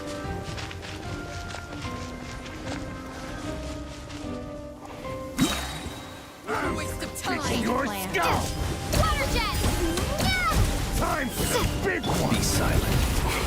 To dust. Close your eyes. So there's nowhere Be to hide. silent. Jesus, Flynn's.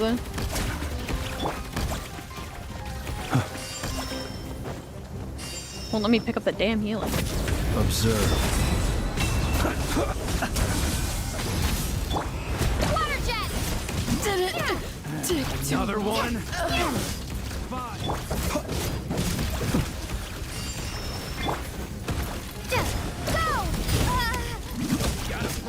Close your eyes.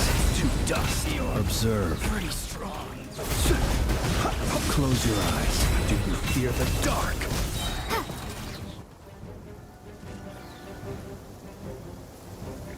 What the fuck? The fucking floor just despawned. Okay, buddy. It's your skull! No more lies. See why it's raining. Seek within. I did not press your ult. These I pressed creatures her. cannot stand against us. Oh, fighting tough. Just don't let your guard down. That goes without saying. I'm hardly. Oops, I killed him too quickly.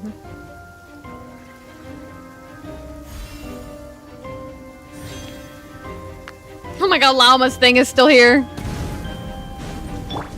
Leave it to me. Turning point. Ha. Ha. Ha.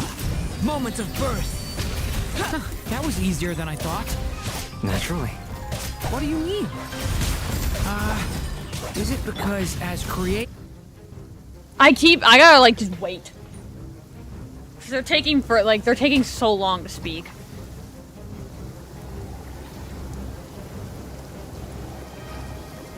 Okay, anyone have anything to say before I start fighting? Beware the creatures of the night. People have always used fire to drive away wild beasts. Wouldn't a lantern work just as well? You read my mind, my dear friend. I was just about to say that. All right then, dear friend. Bring the light.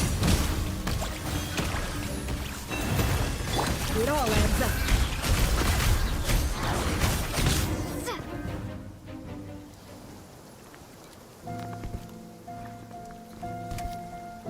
Oh, hi, I was like, hey, Dotoria's minions are all here. I You're wonder if looking he's gonna well. show up. I trust you've had a good couple of days. You too. Dottore. It's actually a good thing, in my view. If the subjects of my experiment were to die prematurely, it would throw quite a wrench in the works. And so, I must thank you all for your resilience. We are no longer on the same level, but you are nonetheless worthy of my respect. A creator god should be merciful and gracious after all. And in any case, it is only right that before I end your lives, the world is informed of the arrival of their new god.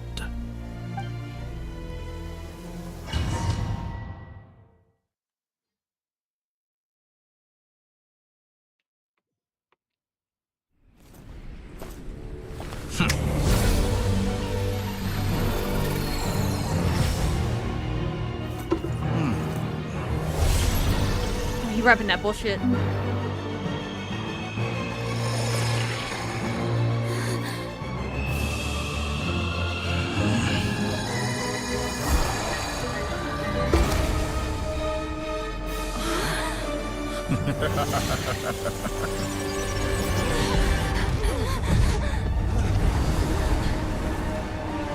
Oh shit.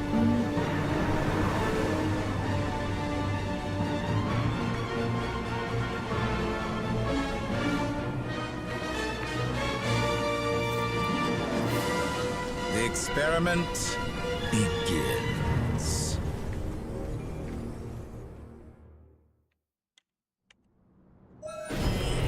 With the marrow of the three moons in my hand, behold the false moon's fall! Oh god, get behind there, girl. She almost ran in front of it, like I'm not trying to die to that right now. No more lies. The deception I ends am here. literally pressing 3. Follow the frost moon of old. Forest, protect Joke's on you, I'm just not gonna move. You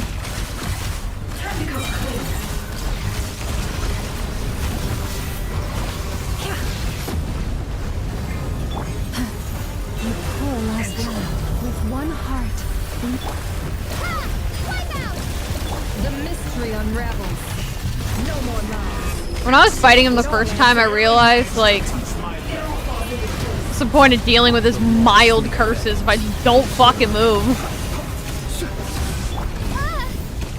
Hey! I'm still. I forgot he on that bullshit. Ow, stop it! I've been moved inside another space. And it's sealed off.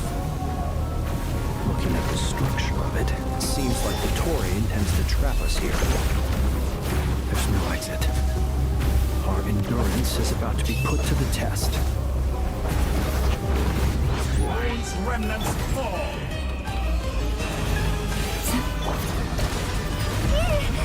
I just got a pillar thrown at me, bro.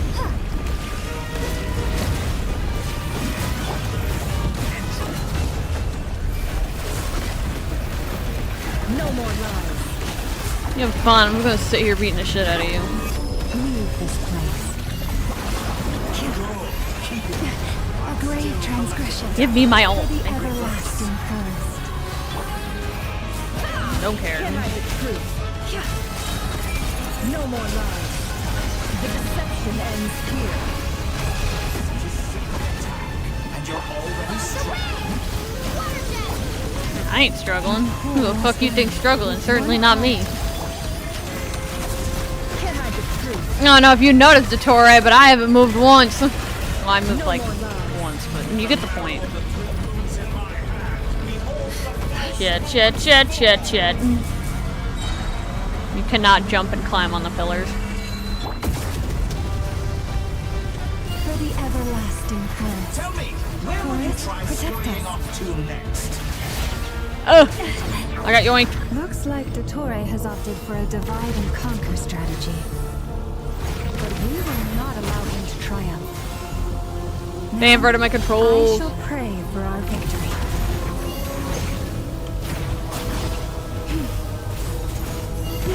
Leave this place. You're a dick, do you know that? Can't hide the truth. It all adds up. Good, keep it up. The amount of times I've beaten this man's ass just for him to go nuh-uh.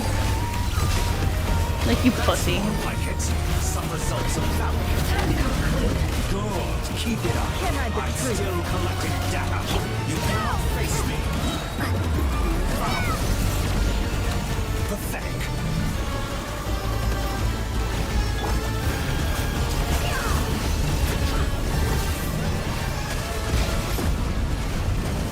It all adds up. I didn't realize what it said. I was like, huh? No more lies. Excellent. You clearly managed to touch my level. Imagine if this was his actual boss fight. It all adds up. It would suck. Be annihilated. That which cannot stand against me. What's this supposed to be? A knockoff version of the space Columbina got trapped in? There really is no way out. We'll see about that, Dottore. Holy hell. Leave me alone! My apologies. I had not intended to take your teammates from you. Bullshit. But you have a choice. Obey and He wants that cookie, bro! an excellent deal if you ask me.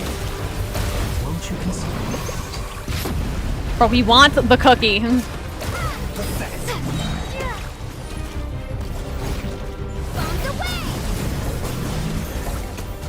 Pew! Pew, pew, pew! Oh, I don't want that view. Damn, you're tall. I'm aware you've been working on some little tricks to surprise me with, but it appears that none of them have come to fruition. My guess would be that you're trying to bring Columbina back. But then, where is Sandrone? Or are you trying to buy time for her? I always found their friendship to be a curious phenomenon. Two highly incongruent personalities, and yet they share a deep connection. Speaking of Columbina, I once saw her as like a younger sister. We got along quite amicably while she was with the Fatui. But then one day she suddenly decided she would refuse to take part in any further experiments. To this day, I truly don't understand what I could have done to upset her so much. It's such a pity. I could have had a sister, a family. But alas, she grew to dislike me. Oh, buddy, that's not family. You're not fit to be family to her. That I can't deny. So many people, all obsessed with playing out the same tired old dramas. This world is rotten to the core. And then there's you. You had every opportunity to reach the right conclusion. The thought of killing you off like this? But I maintain that I approached you in good faith, so I will offer you another chance. Will you work with me? You have until I count to 10 to make your choice. 1, 2, 3. Not in a million years.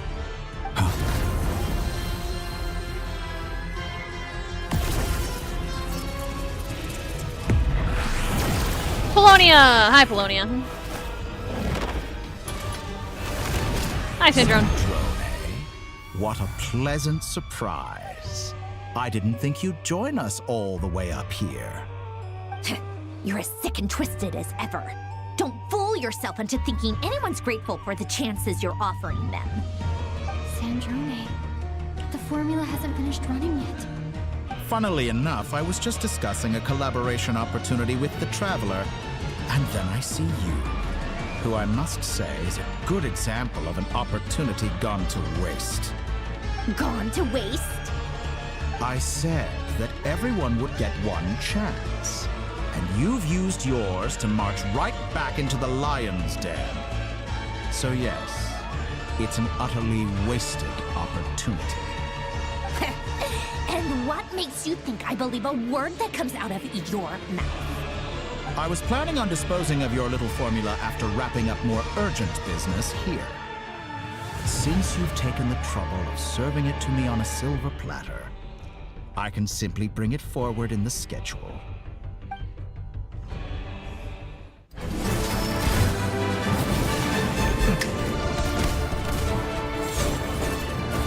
Damn, Polonia's quick. He's throwing hands.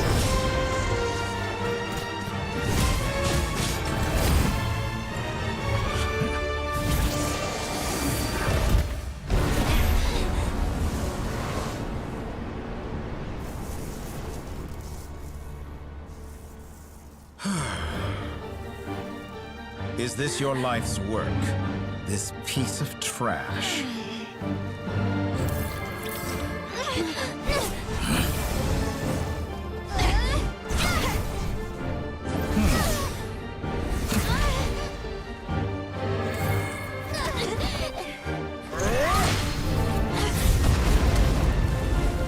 Oh, we're on a giant hand. Okay, Shigaraki.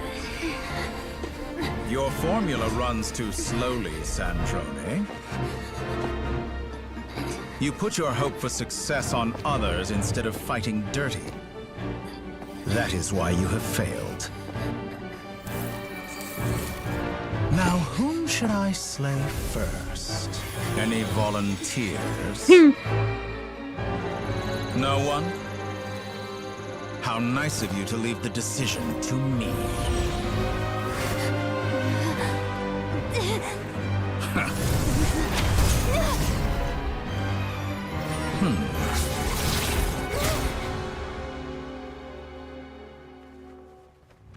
All this elemental power and Traveler won't use it.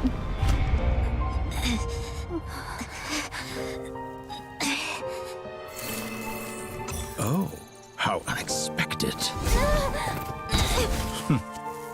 Sandrone, any last words for me, comrade?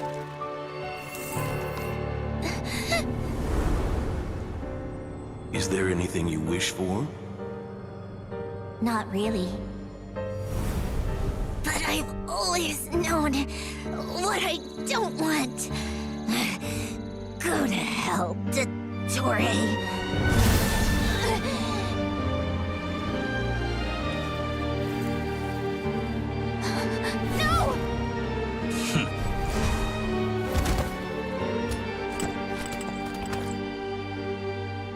And now, you have failed.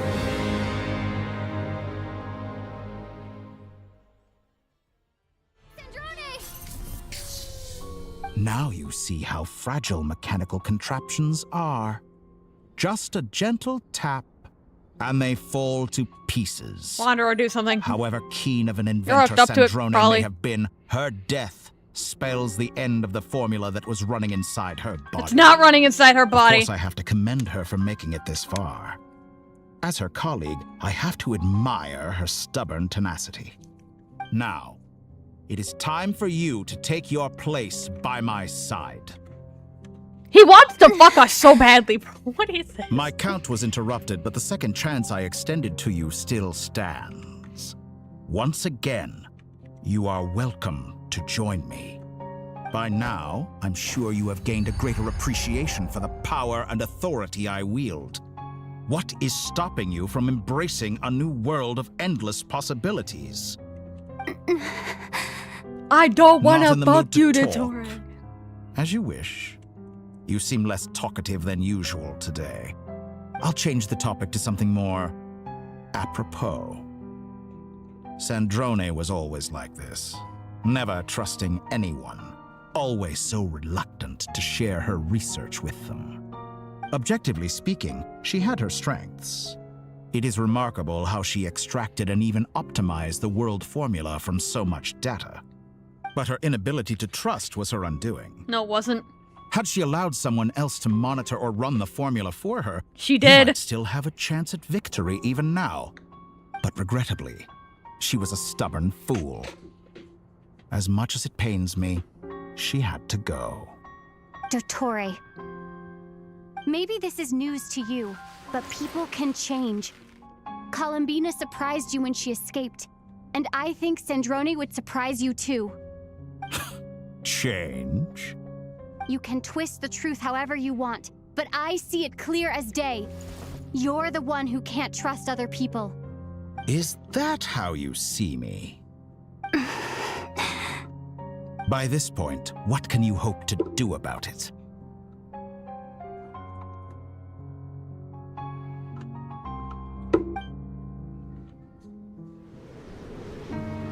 It is pointless to fight on. You've already lost. Wrong. You can't win this, Dottore.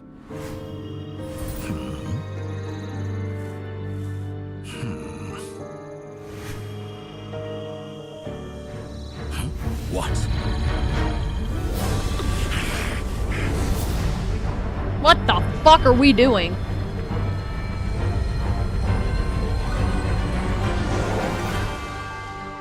My formula can get us 90% of the way. It will connect you to Columbina. Then, I will bring the formula's output to the Traveler's side. For the last 10%, do whatever it takes. Just bring the moon down.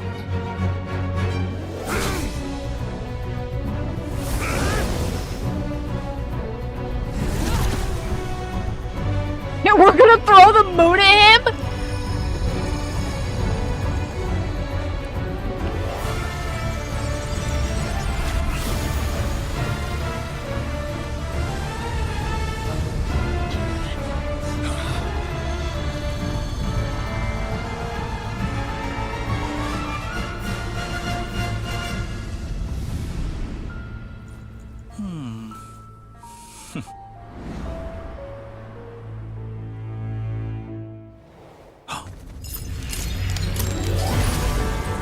What the hell?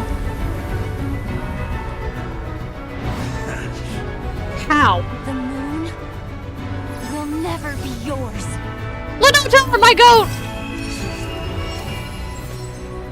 Oh, hey, it's Scar's core. Polonia had it. Why does Polonia have it? I turn my body into moonlight and pour it over Nod-Krai.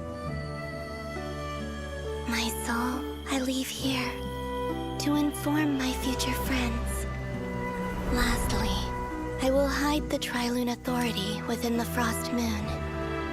And when my body, soul, and authority are reunited, finally...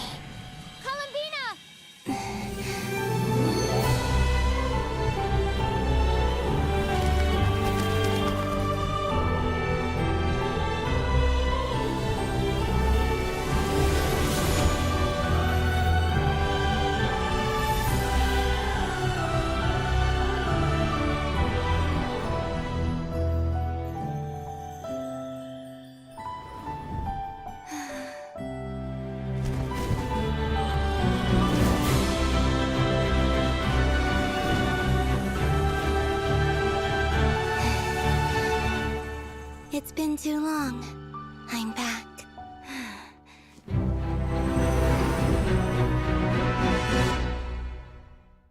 Fuck you! I got the moon! Stay focused on the battle, traveler. What a touching reunion.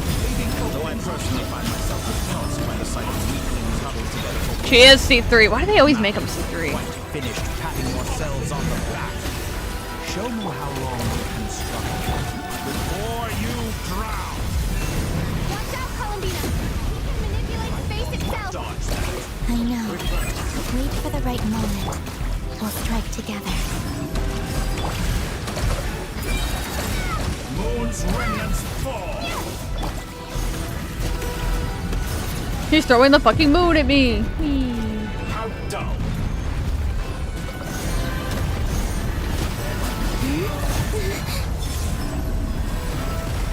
Telling me to fucking run, bro! Ducky, do something.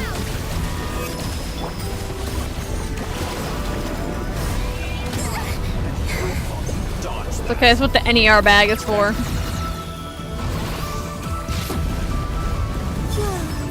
Did you honestly think that would hit me? I mean, it did.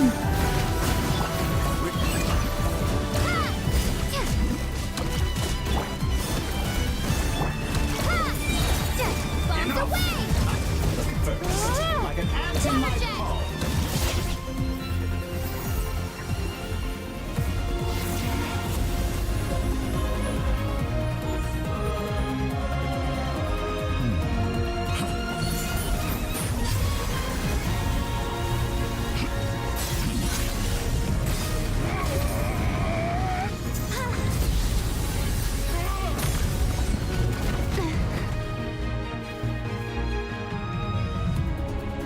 I grant you the new moon's blessing.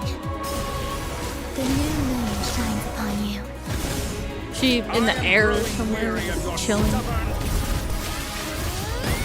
You're stubborn, fuck you.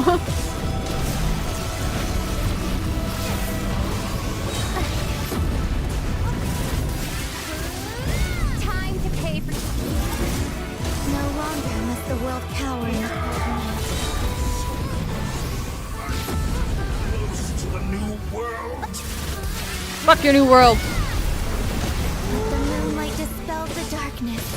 Such rattle in this rotten, decaying world. Everlasting as the moon.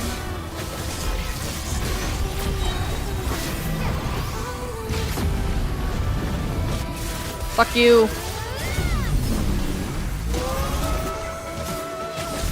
Only I could shape the new world. Only He's using the moon! Vector, oh yeah! willfully blind. How can you be so satisfied with your fate?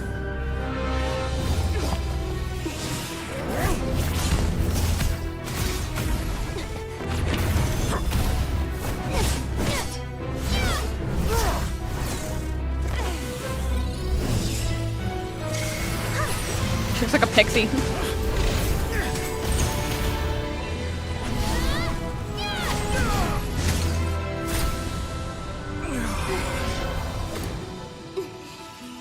Yoink!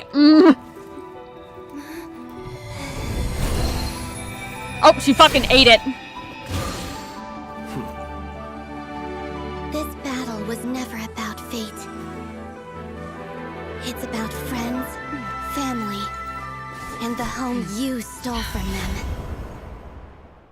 I wanted to take a group photo of them like that. Only the weak rely on each other for comfort. You're missing a moon, buddy. Once I transcend fate, you will be nothing but fodder for my grand experiment. That will never happen.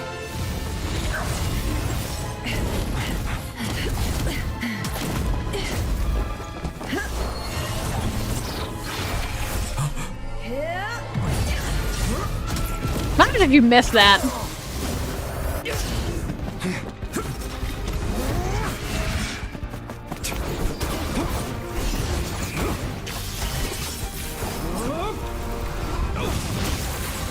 Oh my god, I almost did miss it. Trying to take screenshots, it's cool.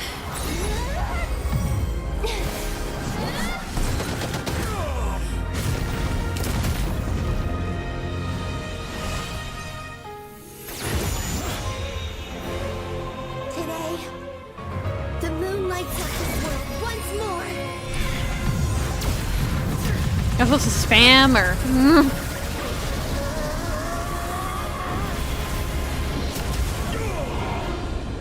This loathsome world. Okay, Hawkmoth.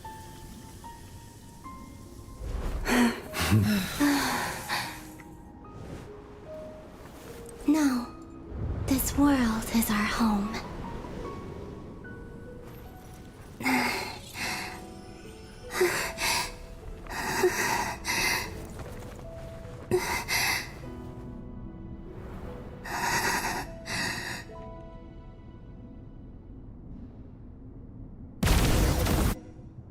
What the hell is that?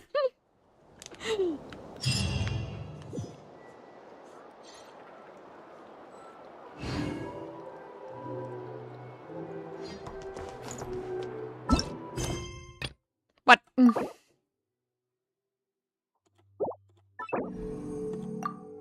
Bitch, I'm busy.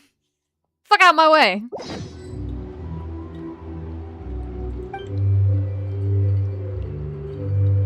Okay. I know a lot of people were mad that he got defeated with the power of friendship, and I will admit, they had the same thing happen in Notland where they kept yelling really cringy power of friendship lines. But Sandrone did put an insane amount of research into that.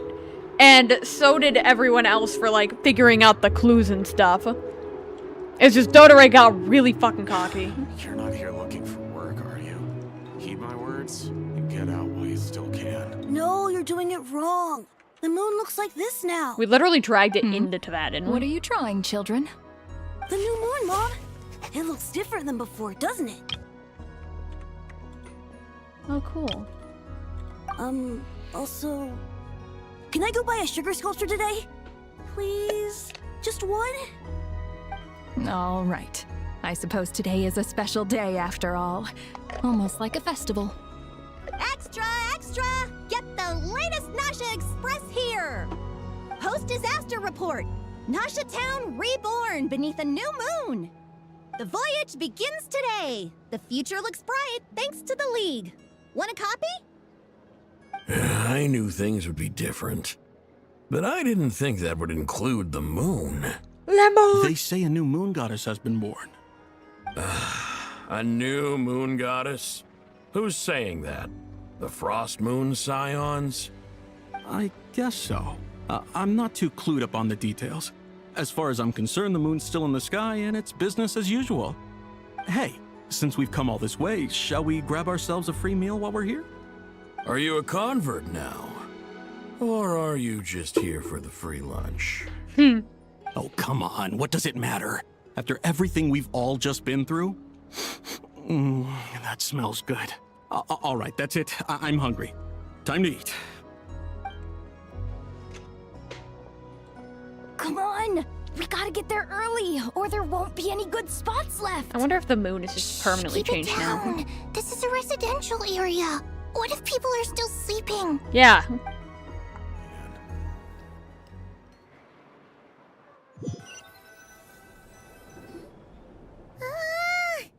Why is it so noisy outside? It's okay. Paimon was pretty much awake anyway. It's been so long since we last had a chance to relax, huh? Feels like time is moving slower than usual. What about you? Did you rest well? Still winding down from everything that's happened?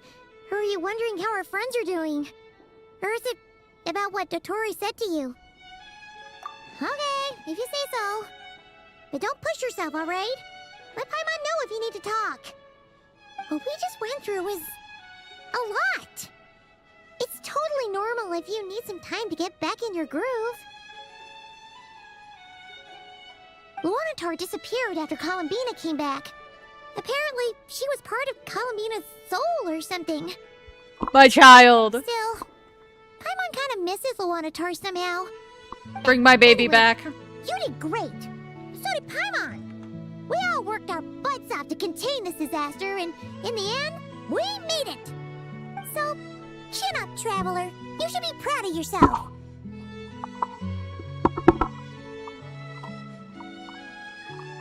In an attempt to fix my mic, I just fucking launched the thing out of the thing. I know that makes so much sense.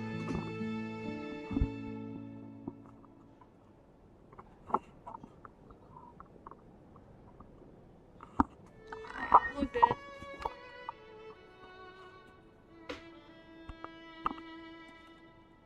Hey! Don't poke fun. You should be glad as a person. Oh, hope that didn't fuck up your guys' audio output.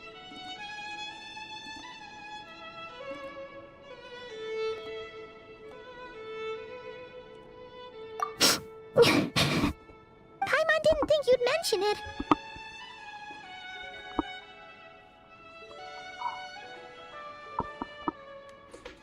You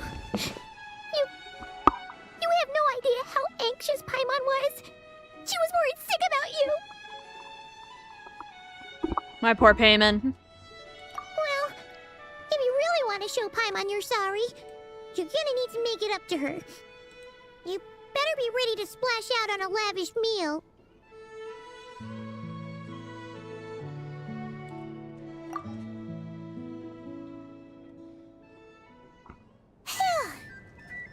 Okay. Paimon's full now. Huh?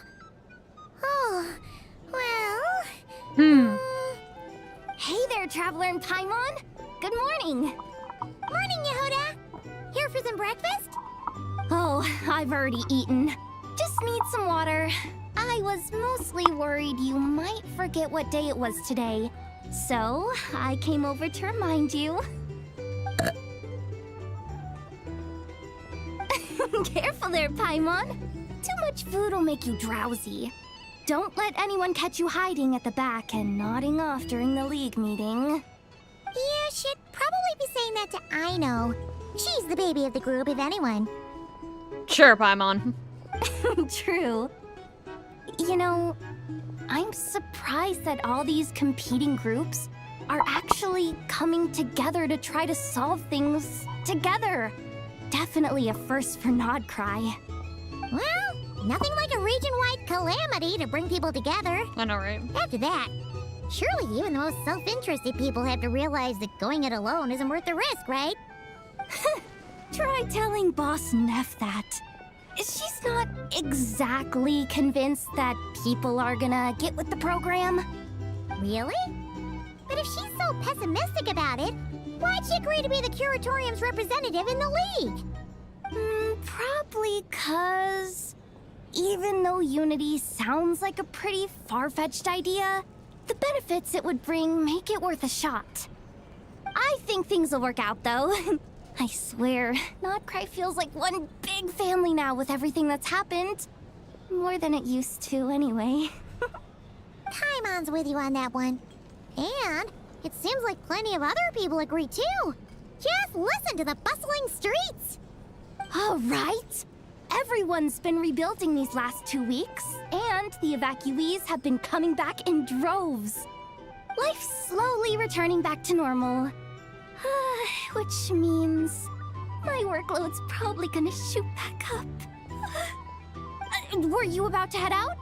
There's Me too, girl, me still too. some time before the ceremony begins, you know. Yeah, we were gonna take a stroll around the square and say hi to some friends first. Sounds good.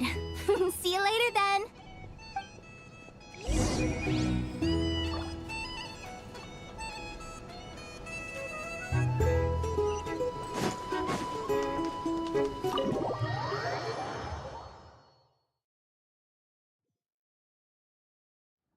Please accept today's boon. Have a nice day. Are Paimon's eyes deceiving her? Or is that Inefa handing out food for the Frost Moon Scions? Hello there.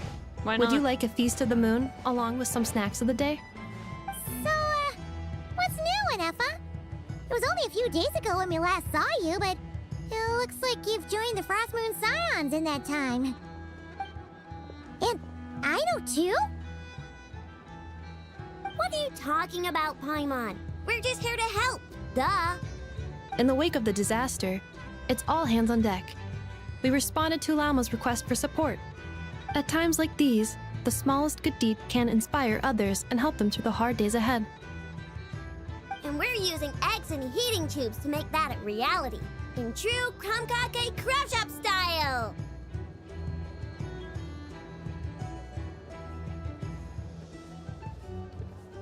Enough! Did you hear that? The Traveler said I did good. The Traveler! That's because it's true, I know. Proposal. If you can resist eating today's dessert, I will provide you with compliments too.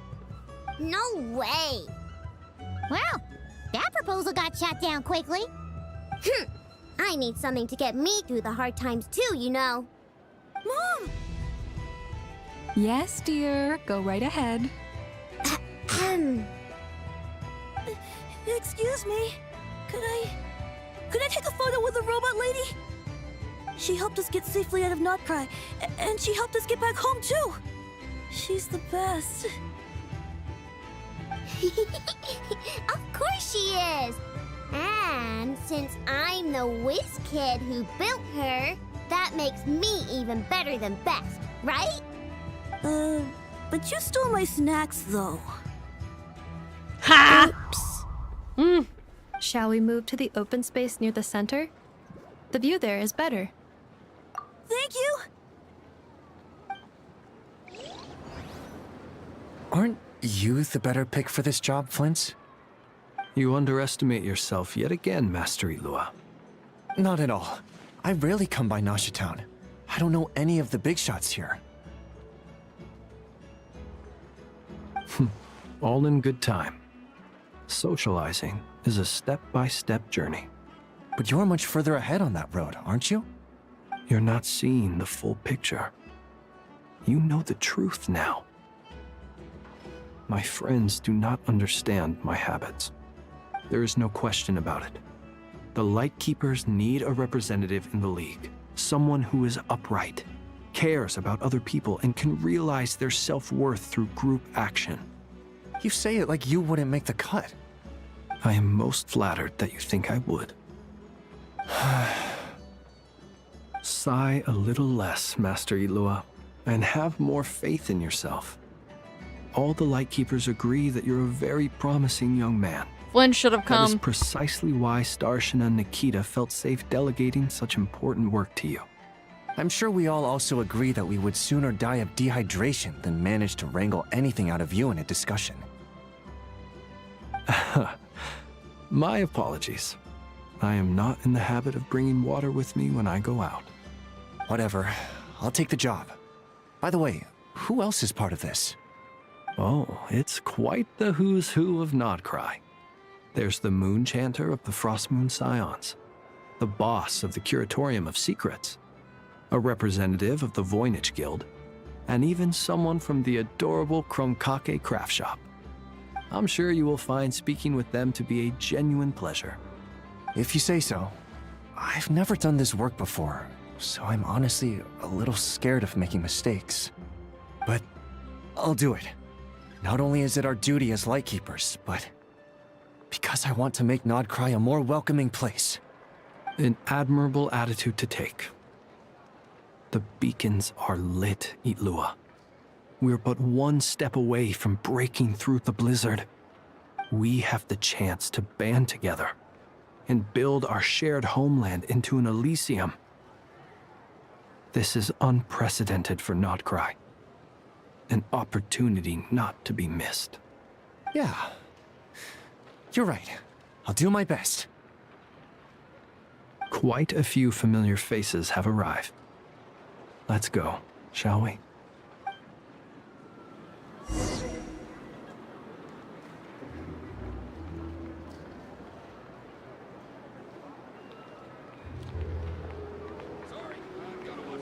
Many insects have a compulsion to follow the light, and humans are the same. Except we Watch your call head, that light motherfuckers. I'm going right into the crowd! Wow! Everyone's here! Dodore's biggest threat is me. You seem well rested. I know no one's asked, but I'm sure you all want to know, so let me just say, we're doing great. Thanks. great, but not perfect. Starting to lose my mind from boredom. Can't drink a drop of alcohol while I'm waiting for my wounds to heal.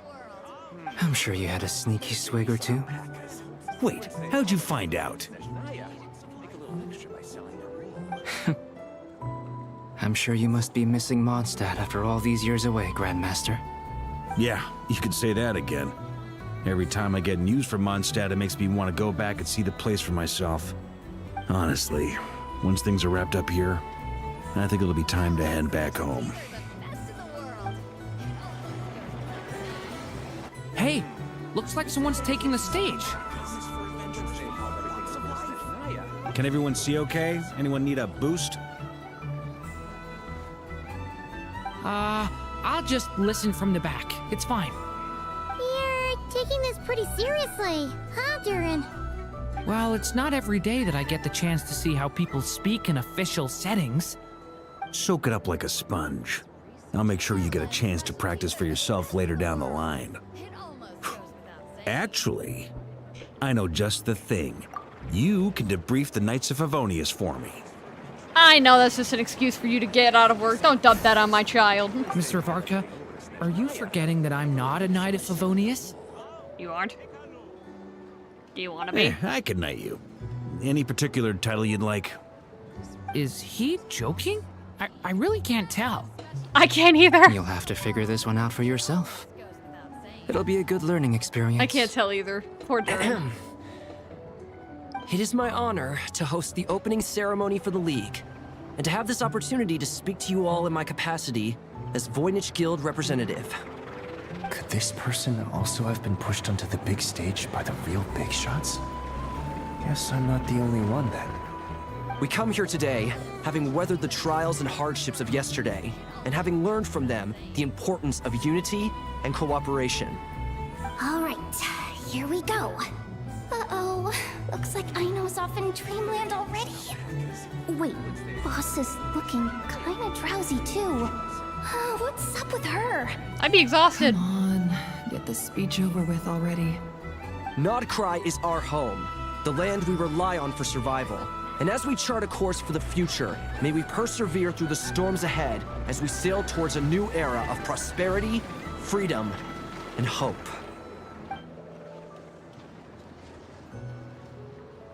All I'm seeing is I wonder who the stand user could be.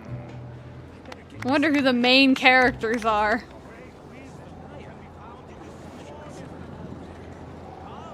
I could never in my life guess who all the main characters are.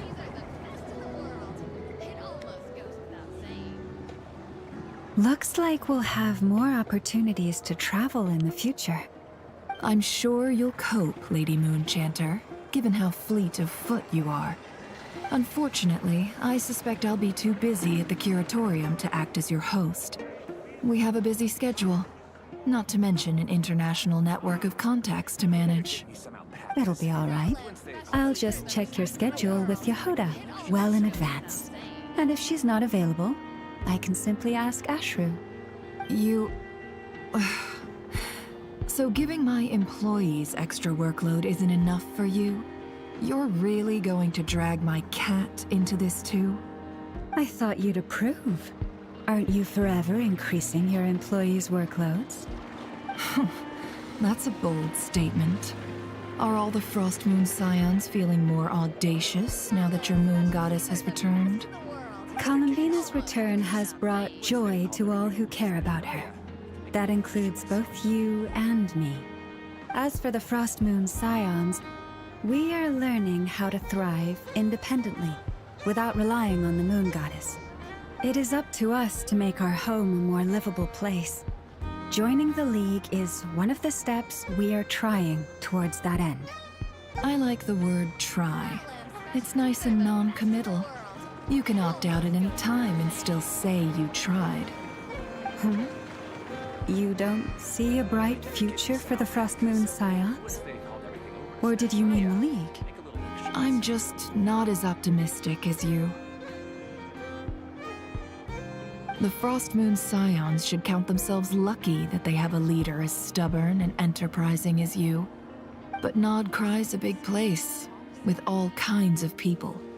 Most of them don't enjoy answering to a leader, or even listening to reason. Well, that's where you and your methods come in. Unless the Curatorium of Secrets is only here for appearances. For now, yes.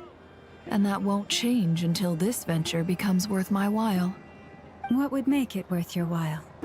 Getting out more than I put in. Right now, I'd barely break even, but I'll grant that it's a good start for Nod-Krai. Then maybe it's worth a try. All right, you can stop now. Or do I have to join the Frost Moon Scions before you'll get off my back? You'd be very welcome to join us. Hey, you two! Congrats on all your hard work! What are you chatting about? Nefer was trying to dissuade me from adding to her employees' workload. Also, she's considering joining the Frost Moon Scions. Sorry, what? Your conversations are always the most interesting.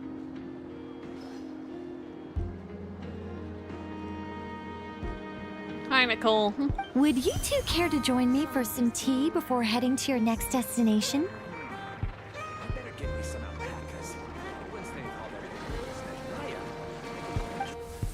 I was going on and on about alpacas in the back.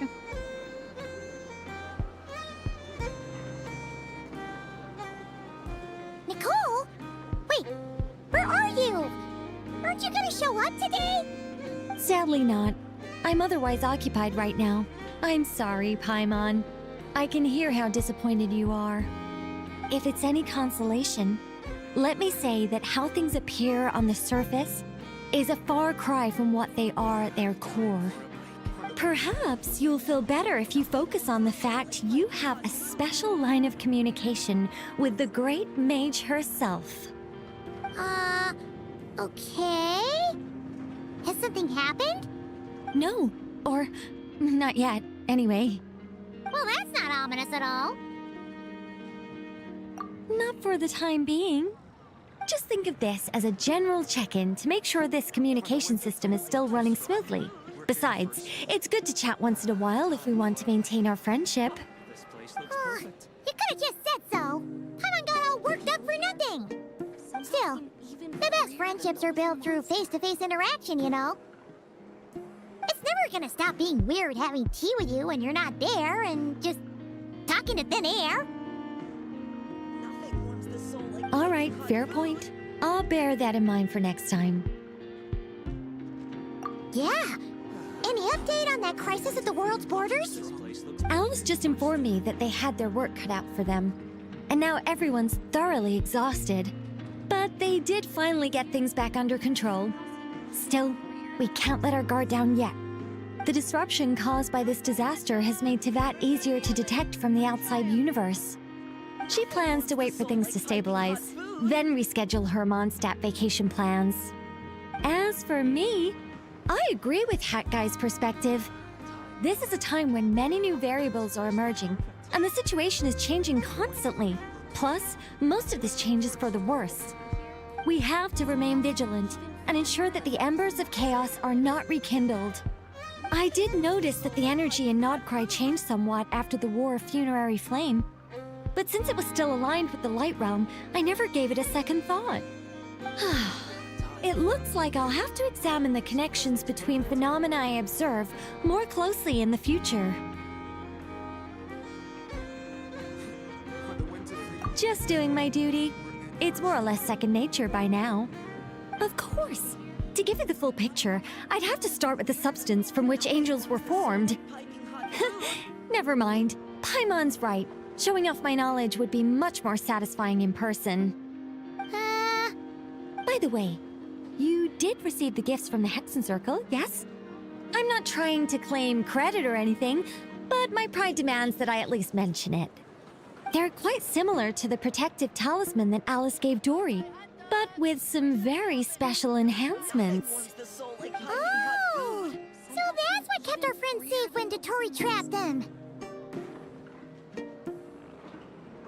Indeed. We went to great lengths to make sure they were invisible to his eyes. I'm so happy they came in handy. Still not fishing for gratitude, by the way. I just want you to be aware that sometimes your friends may be protecting you in ways you cannot perceive. Anyway, I'll contact you if anything else crops up. If not, you know what they say, no news is good news.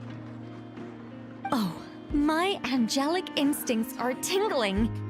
They say you should head to the docks next. Your friends are about to board their ship home.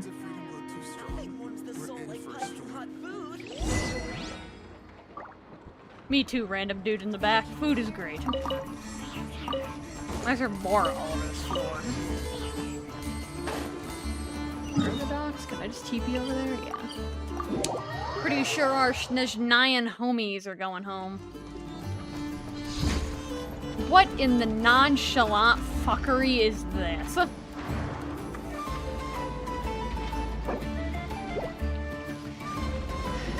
What are you two up to?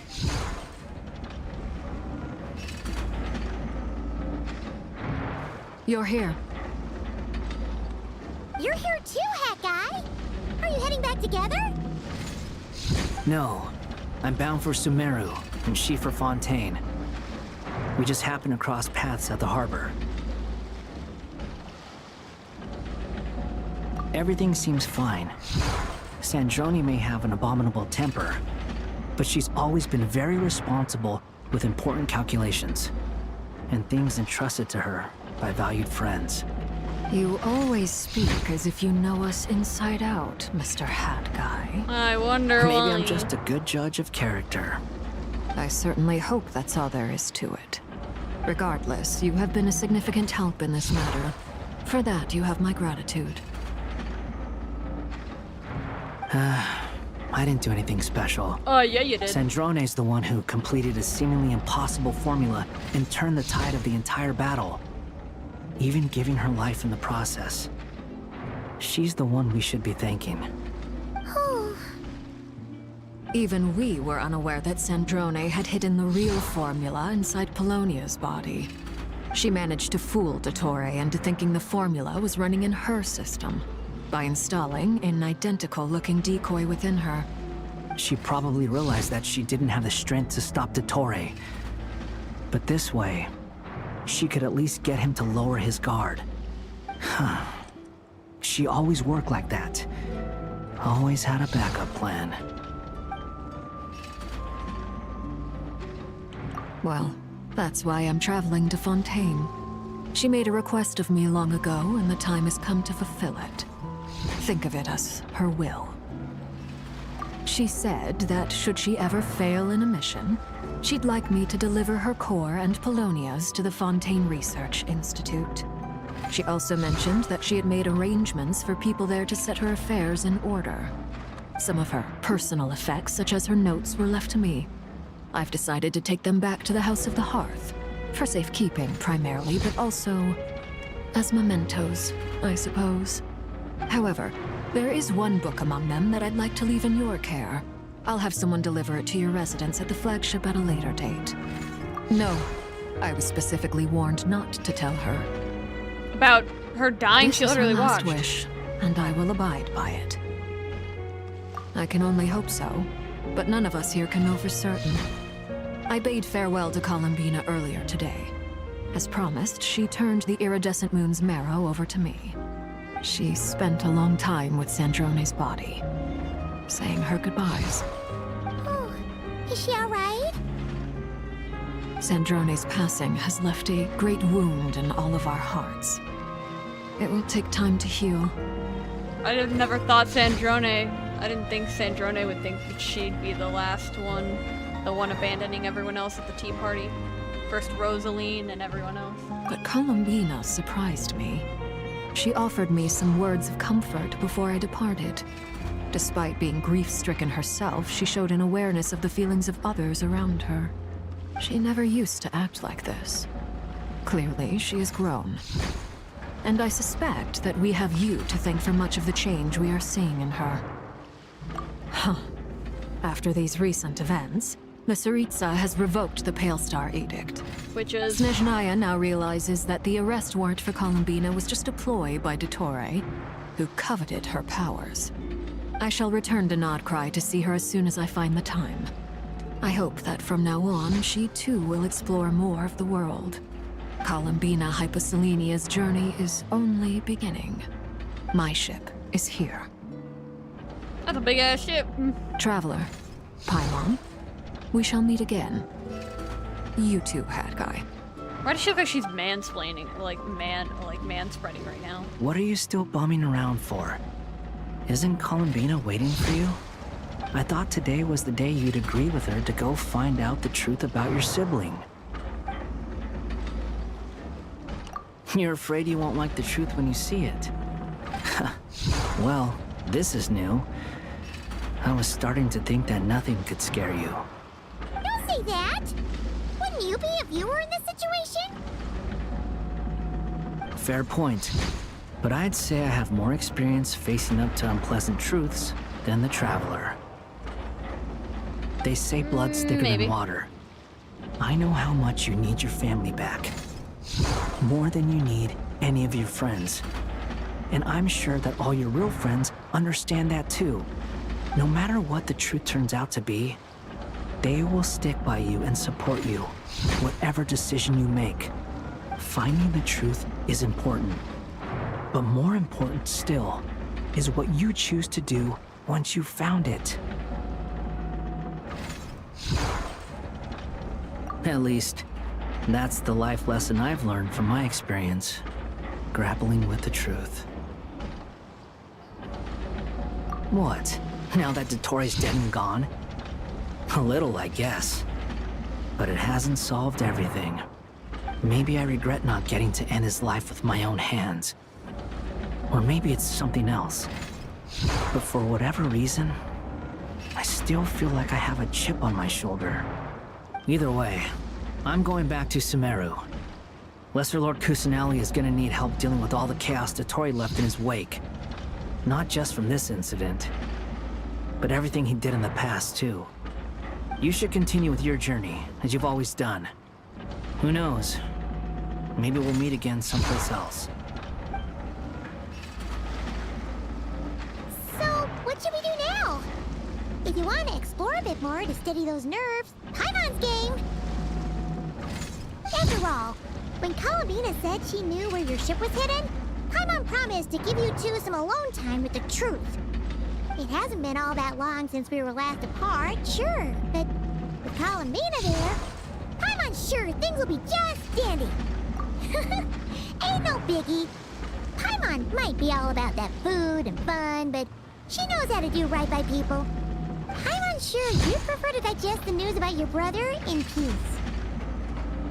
But, no matter what you see, just know you can share it with Paimon. Of course, as long as it's not super private. If you can't make sense of something, let's give it some thought together. And even if we both can't figure it out, Paimon can at least treat you to a nice meal.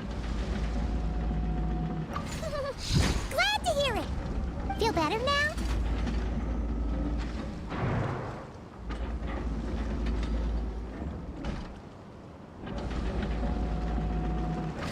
Alrighty.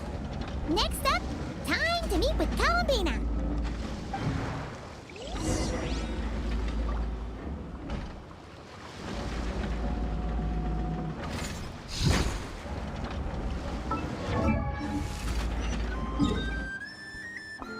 Most likely all the way in the damn Frost Moon Scions. There she is. Time for some more. Better not force me on top of that statue. Columbina, we're here! Can't quite believe we're meeting out here. We've gotten used to walking over to Silver Moon Hall whenever we go see you. Well, you're still welcome to go there whenever you want to see me. It's just, now that it's all over, I've decided to make some changes. Try and fit in with the Frost Moon Scions, like Lama suggested. The older generation are still timid around me. They don't dare get too close, and they bow their heads when I walk by. But things are much better with the children. I see more curiosity in their eyes. Hopefully, by the time the next moon prayer night comes around, I can enjoy the festival with them as myself, without having to pretend that I'm only dressed up as the moon goddess. Wasn't that literally just because we needed the Fatui not to shank you? You'll do fine, Columbina. I'm unsure they'll realize you're super nice once they get to know you better. You really think so? When we first met, you thought I was a little up in the clouds. We were just starting out then, come on! So Lava told you, huh? I'm only teasing. I know that I have you to thank for pulling me back down to solid ground. It feels good to finally stand firm on the earth where I was born.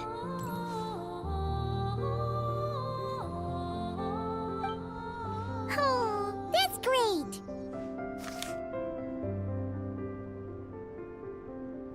Yay! We get to give it back to her. Thank you. I'll make sure not to lose it this time. Well then, are you ready?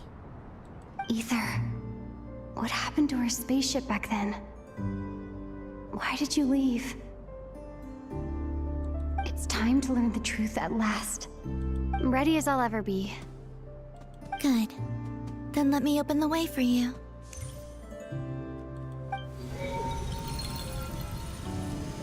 Oh, we're using her statue. Where does this lead? Le moon! To our shared destination. The moon. Huh? Do you remember me telling you about my missing prologue back when we just met? I said that my story began on the moon. But while I was inside the moon's reflection, I realized that my prologue was really hidden in the future.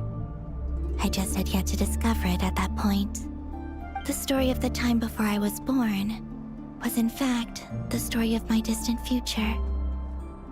It's truly fascinating. But when I obtained the Trilunar Authority and returned to our present reality, I sensed something I hadn't expected. Your prologue. So you mean... Yes, your spaceship. All this time, it has been hidden on the Frost Moon, which lay beyond the sky. The great ruler of the firmament. The heavenly principles. Wait, them? Columbina's been wanting to go home this entire time. We've been looking for our spaceship, and the Frost Moon Scions was like, not the Frost Moon Scions, the Heavenly Principles was like, you know what'd be really fucking funny? Let's have the spaceship on the moon. That's where a spaceship would be. I mean, where else are we gonna park it? Imagine being some regular guy walking past this spaceship that's been there for like hundreds and hundreds of years. You just see this guy descend, pick up the spaceship, and dip. Why would they do that? I don't know. Perhaps your ship contains something that is incompatible with Tevat. Or something that cannot be known. Oh, did I pick a bad time to say this? I know it must have been hard to work up the courage to do this. Maybe I should have waited until you were on the moon, with no chance to back out. That would have been kind of mean, you know.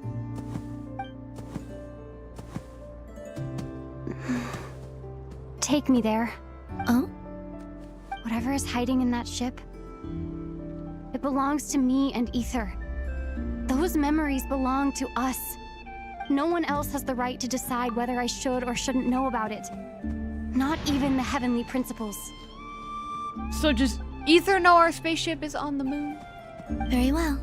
Then let's go. Does he know our spaceship's on the moon? You two take care, alright? And don't forget to come back soon!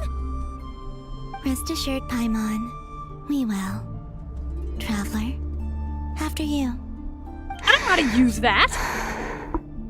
Thinking about the story that we'll find hidden on the moon? Yes. And hoping that it has a happy ending. Stories like that don't exist, you know?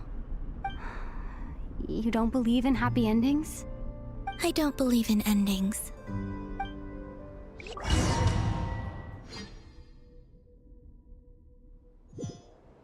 Where am I? This is the pathway I built between Teyvat and the Frost Moon. The moon is very far away from us, so it could be a long journey. I really wanted to jump over her. Finally, a character that walks fast enough. After I obtained the Trilunar Authority, I unwittingly saw past events from many of my friends' lives. One was Lauma. She was so young when they chose her to be the Moon Chanter. From then on, the Frost Moon Scions looked to her to bring messages from their goddess. But, for better or worse, I had left Hisi Island before she was ever born. It was not until much, much later that she met me. I think it's for the best. Because of the way things turned out, you had the opportunity to become friends. She's so little! You're right. In that sense, I think we were both very lucky.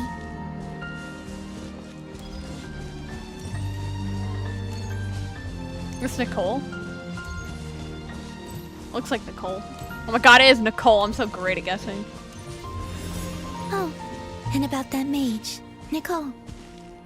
I only recently learned that she has lived in Teyvat since the time of the Three Moon Sisters. The Moon Goddesses always had a good relationship with the angels. I suppose our friendship continues that tradition. I didn't need to see your titties, but okay. Could have been friends without seeing that. Sorry.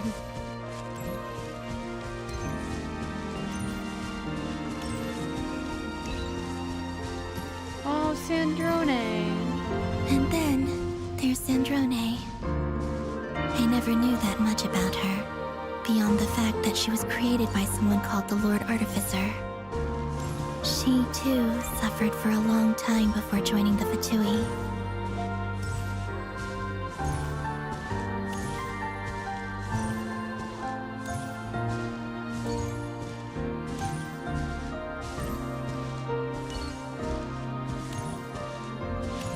Oh, so she was like the daughter. I never really understood Sandrone's story. How I wish I could talk to her again, even if only to hear her say nasty things to me.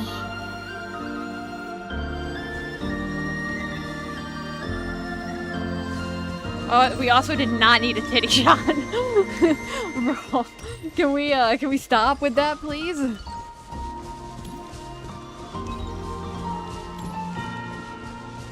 Oh, hey, it's us. It's me. Said something about my Also, brother. I saw your sibling's story. I got bad news. That's me. Oh wait, there's. I'm afraid I didn't see much. It seems that he rarely came to the surface where the moonlight shines. But I did notice that back when you first set out on your journey, he would often appear nearby, gazing at you from afar with a guilty look in his eyes. Ether. Let us speak no more of the past. I probably shouldn't reveal so much about my friends. It's not my place. Let the moonlight carry us forth. We are very close now. I like this place. It's pretty.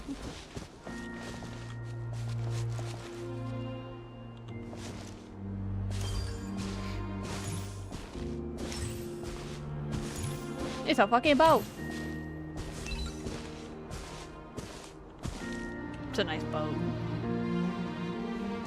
After this, I'd like to bring some Kuhenki to the moon as well. If they're willing, of course. What about your other friends? Will you bring them to visit too? Certainly. But I'll need to tidy the place up first. This home hasn't received any guests in a long, long time.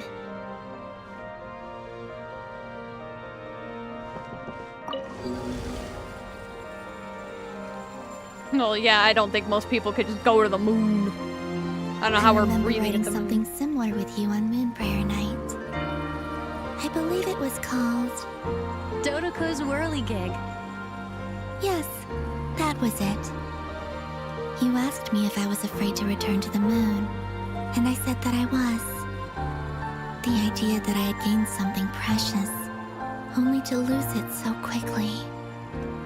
That frightened me. But I'm not afraid anymore. Besides, this time, we're traveling together.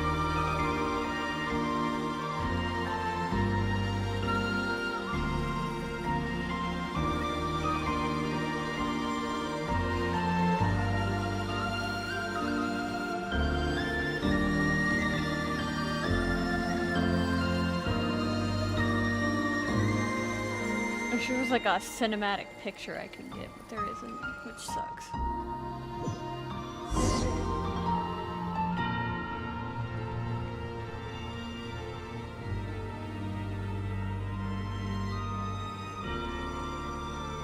The world is Australia.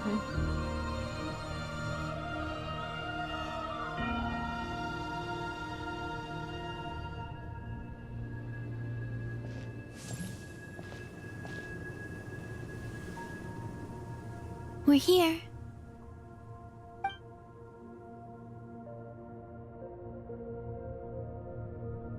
Over there.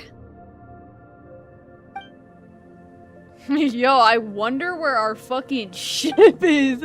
I wonder where our ship is, bro. Oh, we fucked the ruins of your... Either that's part of our ship, or these are ruins to your house. Either way, we ruined it with our ship.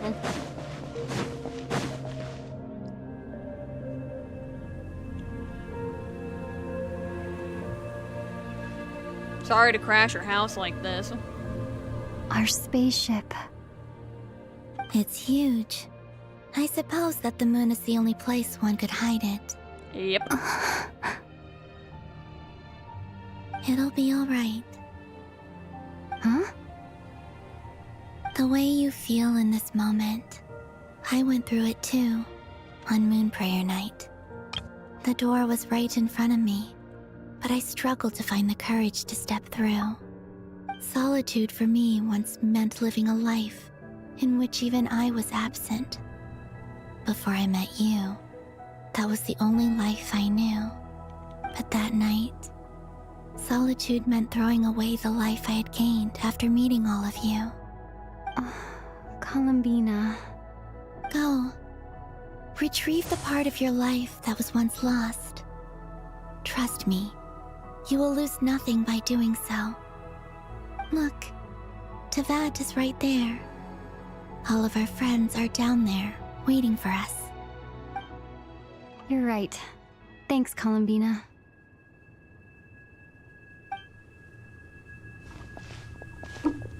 Time to go in my ship.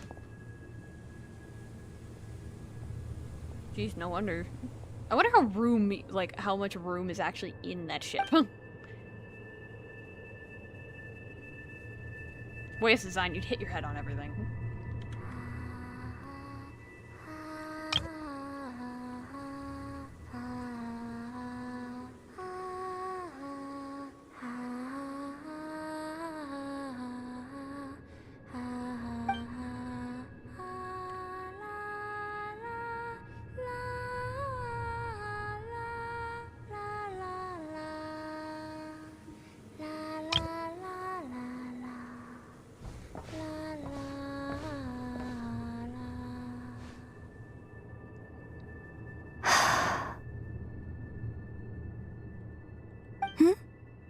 Finished? Yeah. Why did you take your eye mask off? Well, since my return, I've decided to take more opportunities to see the world with my own eyes. Besides, I've always wondered how Teyvat looks from the moon.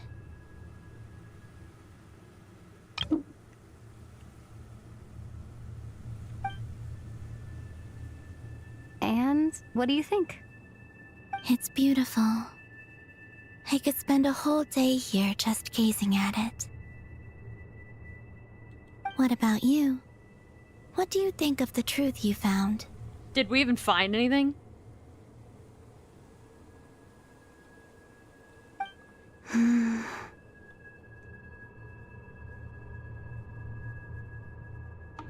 I haven't looked at another person's expression in a long time, but I think yours is saying it was neither good nor bad.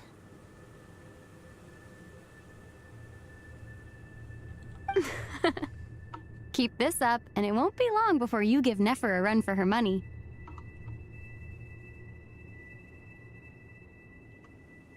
Oh, I don't think that's going to happen. I'm much more used to sensing what's going on around me with Kuvaki. I think I'll save my eyes for seeing special moments I really want to remember. I read the spaceship's flight logs. I always assumed that this was my first time in Teyvat. I thought that Ether and I must have been hibernating in space for centuries on end. You guys have a goddamn flight log? But the logs show that our spaceship flew over the skies of Teyvat once before. A long, long time ago. Flew over? So you didn't land? No. The ship barely came to a stop before flying on again. After that, it continued traveling through space for a long time. Some of the data is corrupted, but I suspect that it kept flying for thousands of years. What is this thing fueled on? It was only after that that the ship made a forced landing in Nod-Krai. When Ether found me, he came from outside the ship. Could this mean that he left the ship long before I did? Maybe even during our first pass over Teyvat? Are you alright? Yes. I can feel that the truth is coming together, one small piece at a time. I remember Ether telling me that when he first arrived in Conria, he could not recall the past. So this might be something that even he doesn't know. Here, I made some space for you. Your mind must be racing, and this seems like the perfect place to relax and clear your head.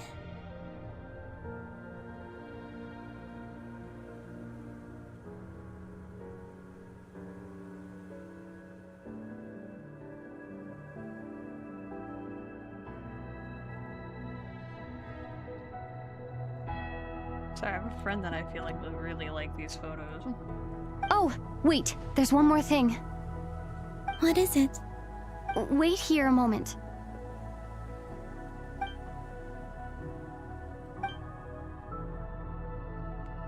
We gotta go put our new drip on. Hey, Columbina.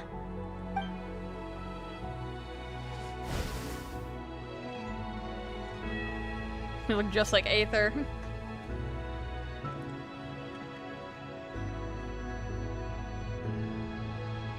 Damn it, they did get rid of my little ears. Is that a new outfit? My ears! An old one, technically. It's been in a cabinet inside the ship this whole time. It's a matching pair with Ether's. He always liked this set more. And I like your other set more. Well, I like your little ear wings. You got rid of them. I don't think there's a huge difference. You swapped color palettes. Really? Your hair looks better modeled. Yes, it's still the same you. You're the same person, no matter what clothes you wear. Only Columbina would make an observation like that. Traveler, do you consider Teyvat your home? Home is wherever Ether is. But then, after all the time I've spent here and everything I've been through... I just realized we look just like Sandrone from the back. Yes, I'd say it's my home. Would you change your answer if Teyvat changed appearance? I mean, if the truth about Teyvat turned out to be different than what you thought. Lumine's new model makes her look like a whole new character. My face looks weird though. I don't know. But I don't think so. The truth is not what matters most to me about Teyvat. When I was... And when you get something before you're mature enough to understand the world, you just take it at face value. I thought that a home was a transaction. You give me what I want, and I'll do the same for you. Sadly, it is nowadays. But you and your friends taught me what a true home should look like. You never asked for anything, yet you gave so generously to me. That's because your friendship matters to us. It was worth it. In the past, I thought that my birth in Nod-Krai must have been a mistake. But after journeying to the distant past where the story began, I realized that it was I who chose Nod-Krai to be my future home. Now, I am glad that I made that choice. I'm sure your friends are just as glad. In fact, I intend to make the same choice today as I did back then. What do you mean? Well, I've given the Eternal Moon's Marrow to Lauma, and the Iridescent Moon's Marrow to Arlecchino. And now, I shall return my Kuvagi to Nod-Krai again, that it may continue to protect my chosen home. So what the hell happens to you? But what about your body? Oh, are you worried that I'll disappear again? I mean, she should be fine if the whole world is her oyster, I guess. I won't. Not this time. The Frost Moon has now entered the false sky, and I am the Tri-Lune Goddess. I am only returning to Nod-Krai the part of me that it needs. I am giving what I can, because my home is worth it. Oh, and I have something for you, too. For me?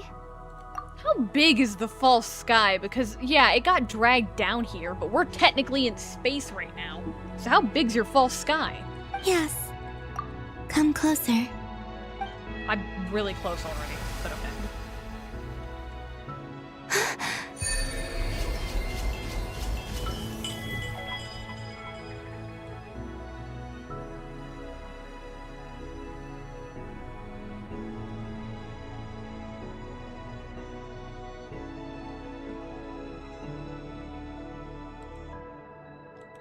Interesting. What was that? I lifted some of the restrictions this world placed on you. I trust this will help in your future adventures. My power. It feels like it's grown. I can use the elements more freely now. Thank you. This will be a great help. You're welcome. I see you as family, and after everything you've done for me, In fact, no. It's not because I owe you. It's because you're worth it. Here, this flower is for you. That thing gonna survive in my pocket? Isn't this a moon prayer blossom? Yes. Don't worry. You will never see these flowers lose their color again. I'm finally discovering the joy of giving. How I wish I'd learned this sooner. Hey, better late than never. What are you thinking about now? Why don't you take a guess? You get one shot. I don't think I'll get it in one guess. But I'm sure it's a happy thought. That's kind of a sneaky answer. I can't say you got it wrong. Down into that, the moon seems so far away. I felt it might always lie beyond my reach. But on the moon, everything feels so close by. The haze that once enshrouded the skies has finally been dispersed. I feel like a traveler on a winter's night, starting a new chapter in my tale by the warmth of a bonfire. I don't have a lot of luggage, but I do have a lot of hope for the future. Well, what's next? To build a Walmart supercenter here on the Earth, because you gotta build something here if this is gonna be your home. Put a Walmart supercenter. Next, to start with, I want to stay here just a little longer. After that, let's return home and continue our journey.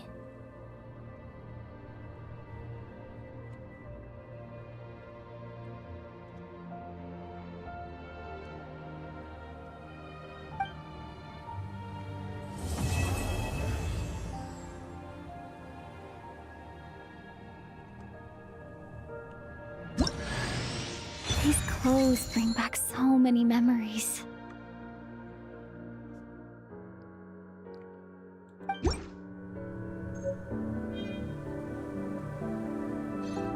Oh, we got another thing from her. I know the quest isn't over. There's still a lot more we have. We should another good 10 The minutes. journey goes on. For you. And for me. Like I said, this is not the end. I don't believe there has to be an ending. Oh, is that your next destination? Probably. Most people would probably tell you to pack some warm clothes. But I experience things differently than most people, so I can't know how cold it is. In fact, it is home to quite a wondrous heat source. I think they call it Kreshnik's torch. Every city in Snezhnaya is built around one of those. I sensed the energy it gave off as I was passing by on a railway train. It felt grand and distant. I also recommend the Korolievsky troupe in Snezhnograd. They give performances quite regularly, and entry was free for harbingers. I liked them a lot. Ice cold and sharp. Crystal clear in some ways, yet profoundly unfathomable in others. Like the thick layer of ice on top of a frozen lake. That's just the impression that Tsaritsa gives me. I was never able to glimpse what truly lies beneath that icy exterior. In fact, I don't think the people of Snezhnaya even know what kind of power their god wields. Maybe that's because the Tsaritsa herself has never acknowledged, nor accepted that power. There's Regrator, the Rooster, and the Jester. Between them, they control a lot of what happens in Snezhnaya, but I can never wrap my head around how exactly power is split between them. I just know they are each responsible for many specific domains. I noticed that the Rooster and Regrator often appear to get along on the surface, while working against each other in secret. And theirs is not a friendly rivalry. But I wasn't particularly interested, so I tended to keep my distance. Now that I think about it, the term Mistelton often seemed to come up in connection with Project Stuja. Once things settle down in Nod-Krai, I'd like to explore the world beyond Snezhnaya. You've told me so many stories about the other places you've been to, and all the friends you've made there.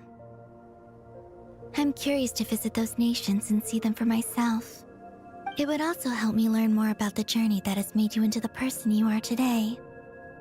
You'd like a lot of them. Okay. As you continue on your journey, don't forget to gaze up at the moon once in a while. It is, after all, no longer an illusion. What the hell is this over here? A star? It shall cast down its true moonlight, connecting us in truth.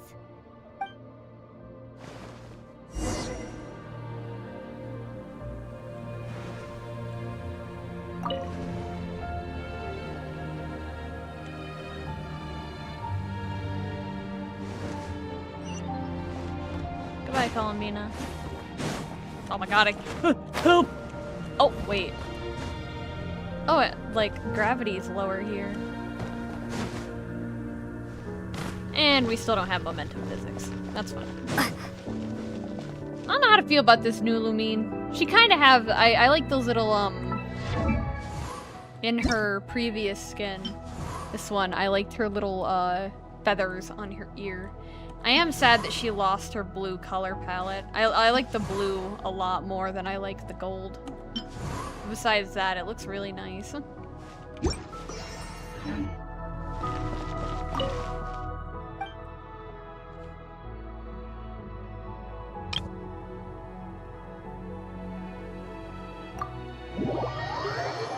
We have bitches to see, money to get.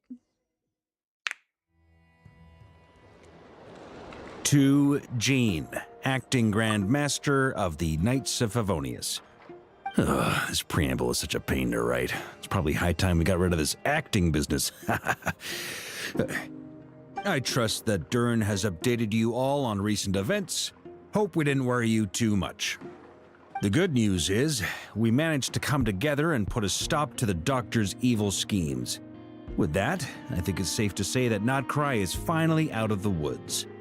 As for the Fatui, not counting the damselette, aka the Moon Goddess, who has left their organization, we found ourselves allied in this instance with both the Knave and Marionette. May she rest in peace. As ever, we find ourselves better off for making friends rather than enemies. But until we can ascertain the Tsaritsa's true intentions, the future remains uncertain. In a short while... Wait. How am I meant to surprise everyone if I tell them in a letter that I'm heading home? Well, that would be a huge waste. Okay, got it. I will begin sending the expeditionary team back home in waves. I'm sure they'll be able to answer any questions you still have.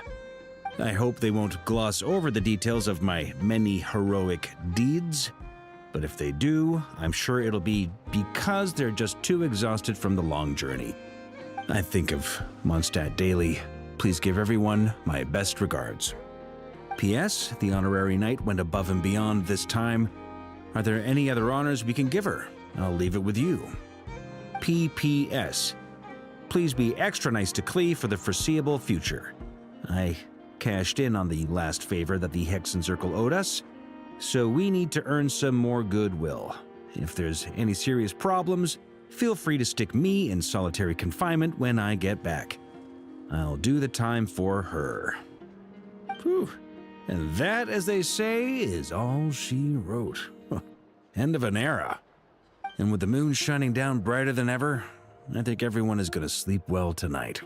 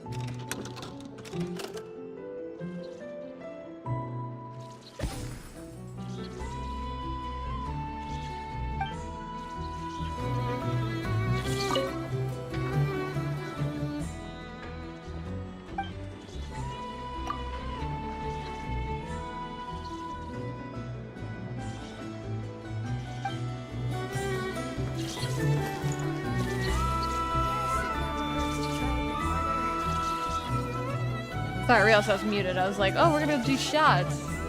And I was like, why'd it randomly swap us? Anyway, that is all. I will see you all whenever the next, like, event or anything comes out, basically. Money! That count as a Columbina quest? Yeah, oh, yeah, I guess. Here, you can watch me fail miserably to try and pull a weapon at, like, no fucking pity. Like 40 or something. We need that Columbina weapon, men! Now that we're men, we can do anything. Now that we're men. Probably should have saved for 10 wish, but it's fine. It's fine. I can't even get no 4 stars. Nah, it just means I'll get a 5-star in my future. Trust, guys. Fuck! Anyways, wait. I know there's more wishes because of the guide! I missed! I missed again! Oh my god. Trust. Fuck. No, he's not. Damn it. I was gonna say if he sees 6, I can do another thing. Okay. Now that is the end. I will see you all later. Bye.